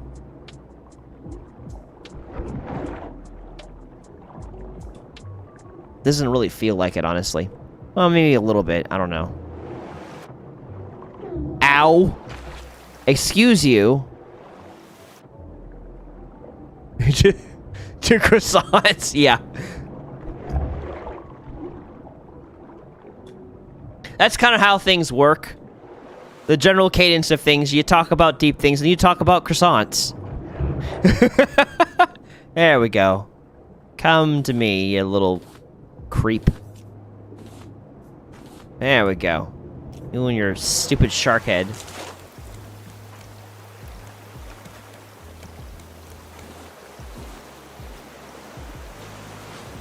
Maybe the French are the transition. Oh, God.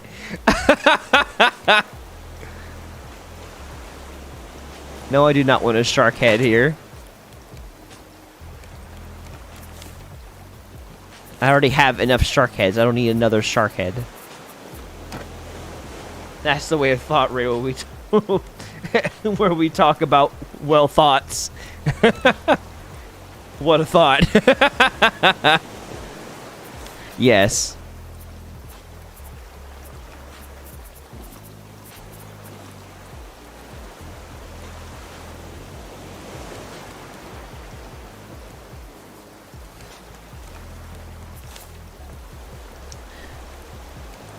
Oop, food. I don't want to talk about the thought of becoming French. I want to destroy it. Also, hello. I have just been... I was going to get off a little bit sooner, but then I developed a goal of quickly getting flippers so I can go deep in the ocean and see if I can find something I haven't found before. And I got sidetracked because of it. I was gonna end sooner, but then I was like, but maybe there are more metals if I go deeper into the ocean.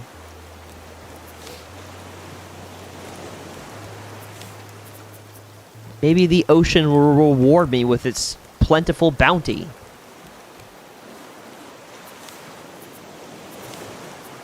Let's see. Flippers. Okay, cool. Now I need the rope. Craft. Okay, now I have flippers. You might have? I don't know.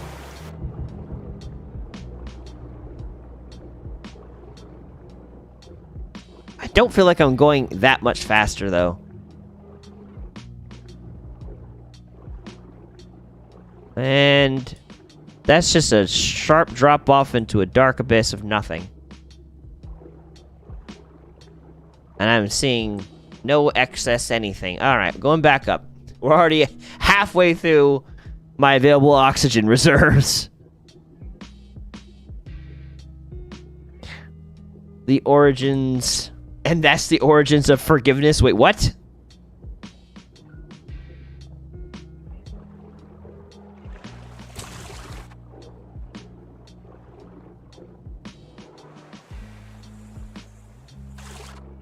Let's see. Anything? Anything at all? Maybe? No? Why is it the dark of Raft is less scary than the dark of Subnautica? Like, this is kind of concerning, but I'm not terrified that some giant Leviathan is gonna pop out and eat my life essence. Nothing.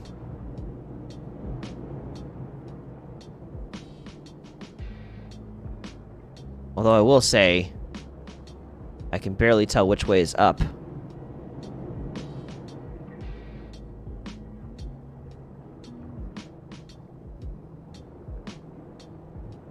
Here we go. Yeah, but darkness is darkness. How can something be cartoony darkness? It's just darkness.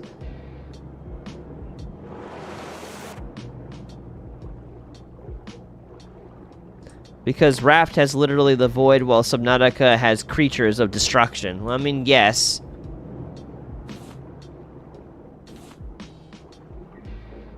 More like creatures of mass destruction. Creatures of cry and wish you weren't born.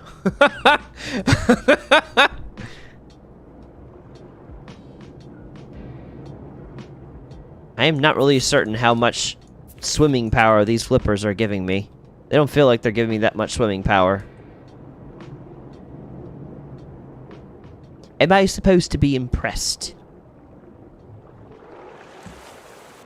Also, they look like they're about ready to expire an early death.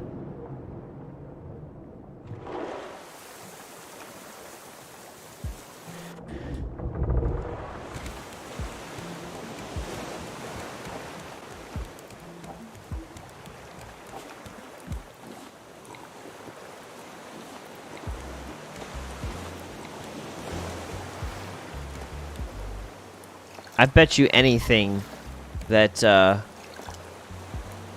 Zap has fallen asleep, and whether he left to do so or if he is still there, if he is still there, he would have fallen asleep to just nothing.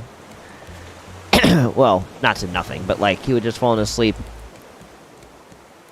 And I don't know where I was going with that. But I know he kept on the stream and had his background noise and hasn't said anything. I don't know if he's there. What I mean by that is I don't know if he's still there, if we just kind of kicked him out, or if he's just still like, I'm able to just whisper sweet nothings into his ear. When you go into the abyss in Subnautica, you are dealing with actual old ones. And in Raft, you are within the darkness. And in Raft, hiding within the darkness is an old one with googly eyes. What an implementation of the iceberg effect. Like, I still wonder if I'm in mortal danger, but not really worried about it. The 7 deadly sins let me sleep. It's better. What?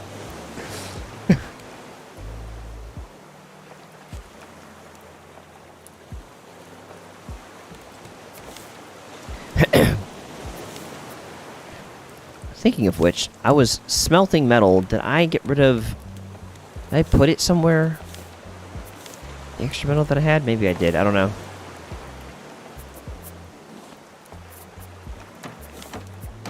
Okay, I must have just used it then.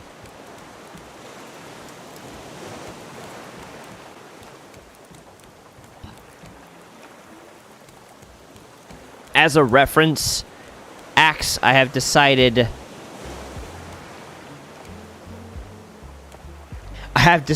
that I'm going to reinforce the wings of this boat, and then I'll start reinforcing the sides. Because, like, trying to catch the shark over here is a lot harder than trying to catch the shark here.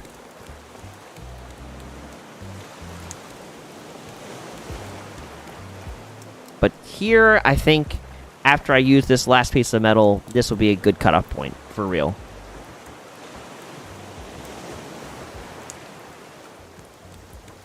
I am tired.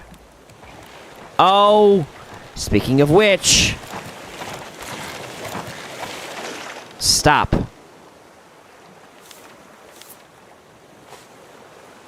Oh, hey. Hello there. I guess hello, you who are in Brazil? Question mark?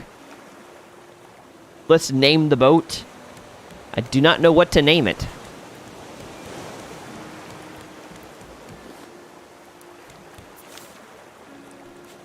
Here we go.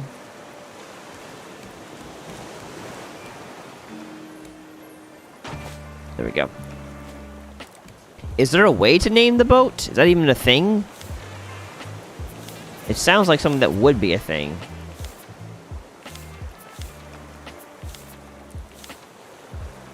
Antenna, streamer, paddle, sail, trophy board, motivational quote, sign. Sign probably be the way to name it. To stay afloat in this world, you must reinforce your ideals that you rest on. Okay. The swimming fortress. I mean, no, you can make a sign, I suppose. I figured. I can make 2 signs, apparently. Can the sign go on a wall? It can. Okay.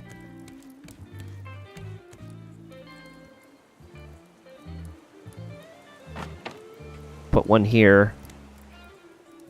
Put one here. We'll call it... Can I write on it?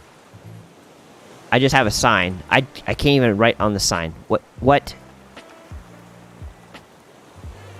Can I... Hello? I have a sign. Shark Swatter?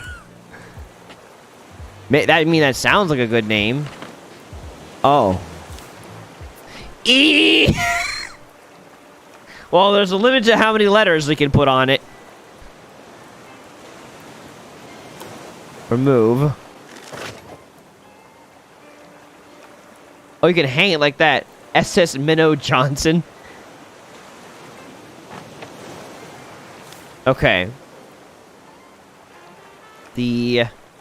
I like Swimming Fortress and Shark's Water. The E.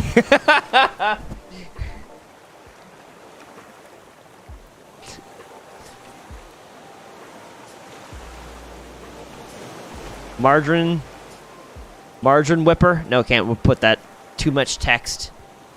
It's gotta be shorter. Short, sweet, and to the point.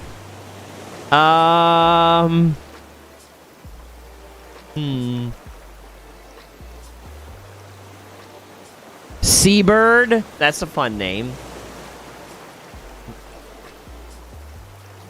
Shark bait. Call it shark, because that's literally what it is. Bird shark. The bird shark.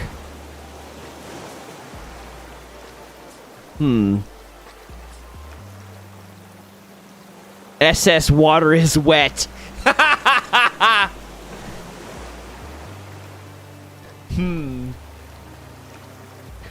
Oh, what to name it? Because the extended wings collect resources. Yes, so it has wings that could be used.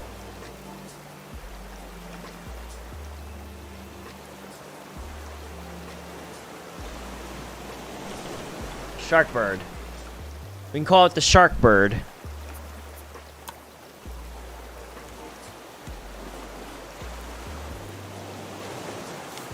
Shark bird.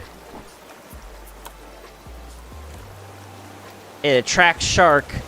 It's shaped like bird. Bird.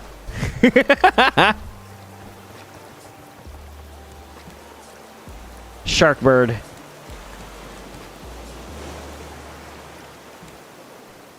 Okay. And I can put the seaweed that I've collected back where the rest of the seaweed. Which is... I don't know where. I think I put it in this section. I'm pretty positive, so I'm going to put it back there. That is true. So we're on the right track with that.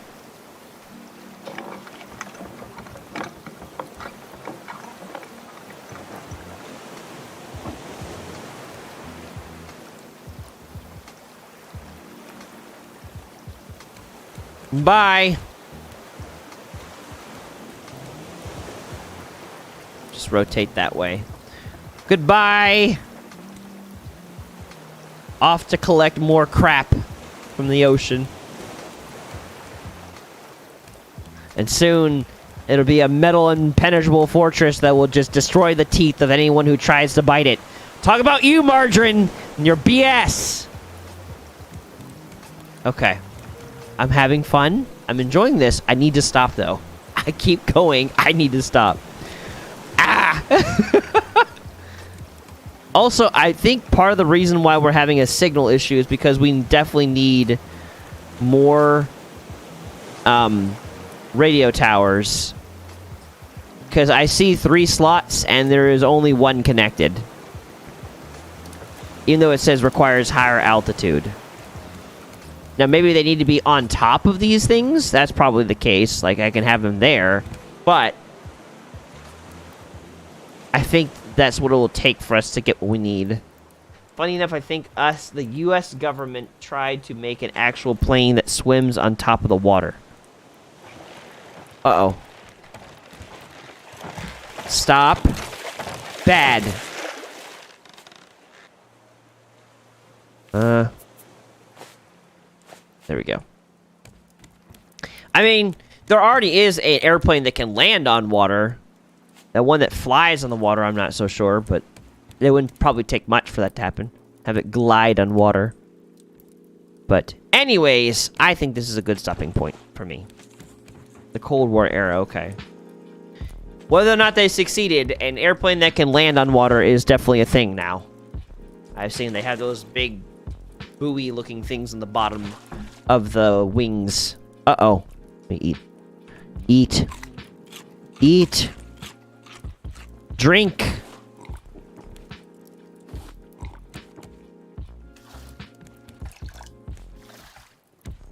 There we go. I know there's a plane designed to glide across the water surfaces to collect it for forest fires and stuff.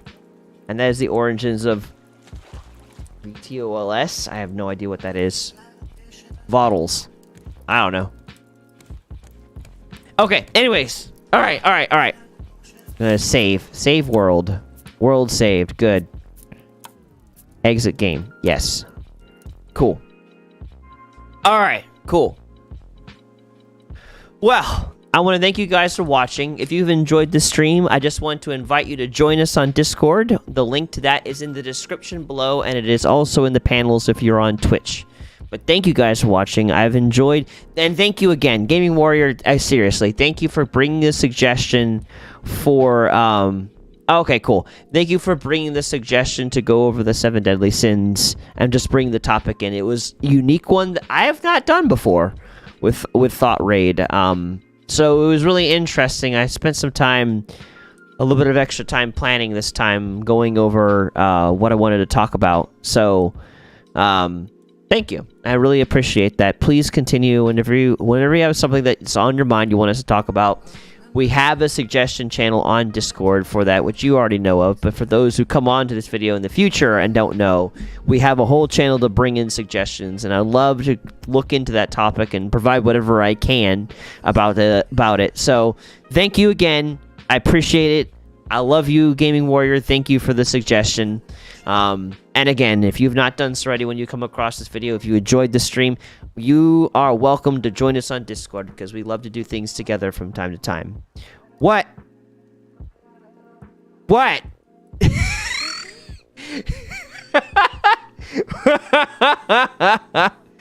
Tim, you know I always appreciate you.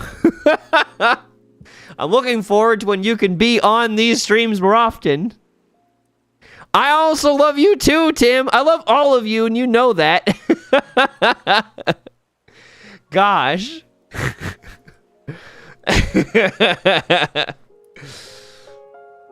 You are all loved. I'm just right now particularly grateful to you, Gaming Warrior, for coming up with the topic. Okay. Oh, man.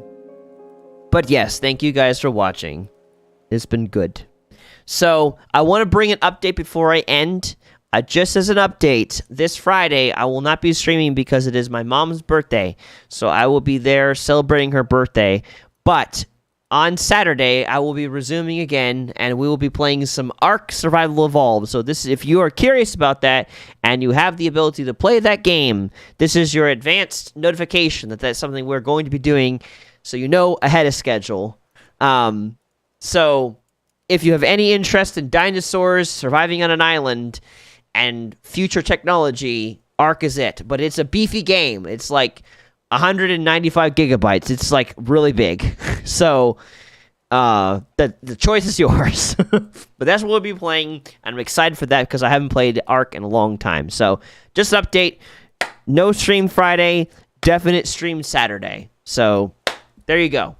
But with all that said, otherwise, with the exception of this Friday, we broadcast every week on Monday, Friday, and Saturday at 8 p.m. Eastern Standard Time, and we'll be live again this Saturday with some more gaming.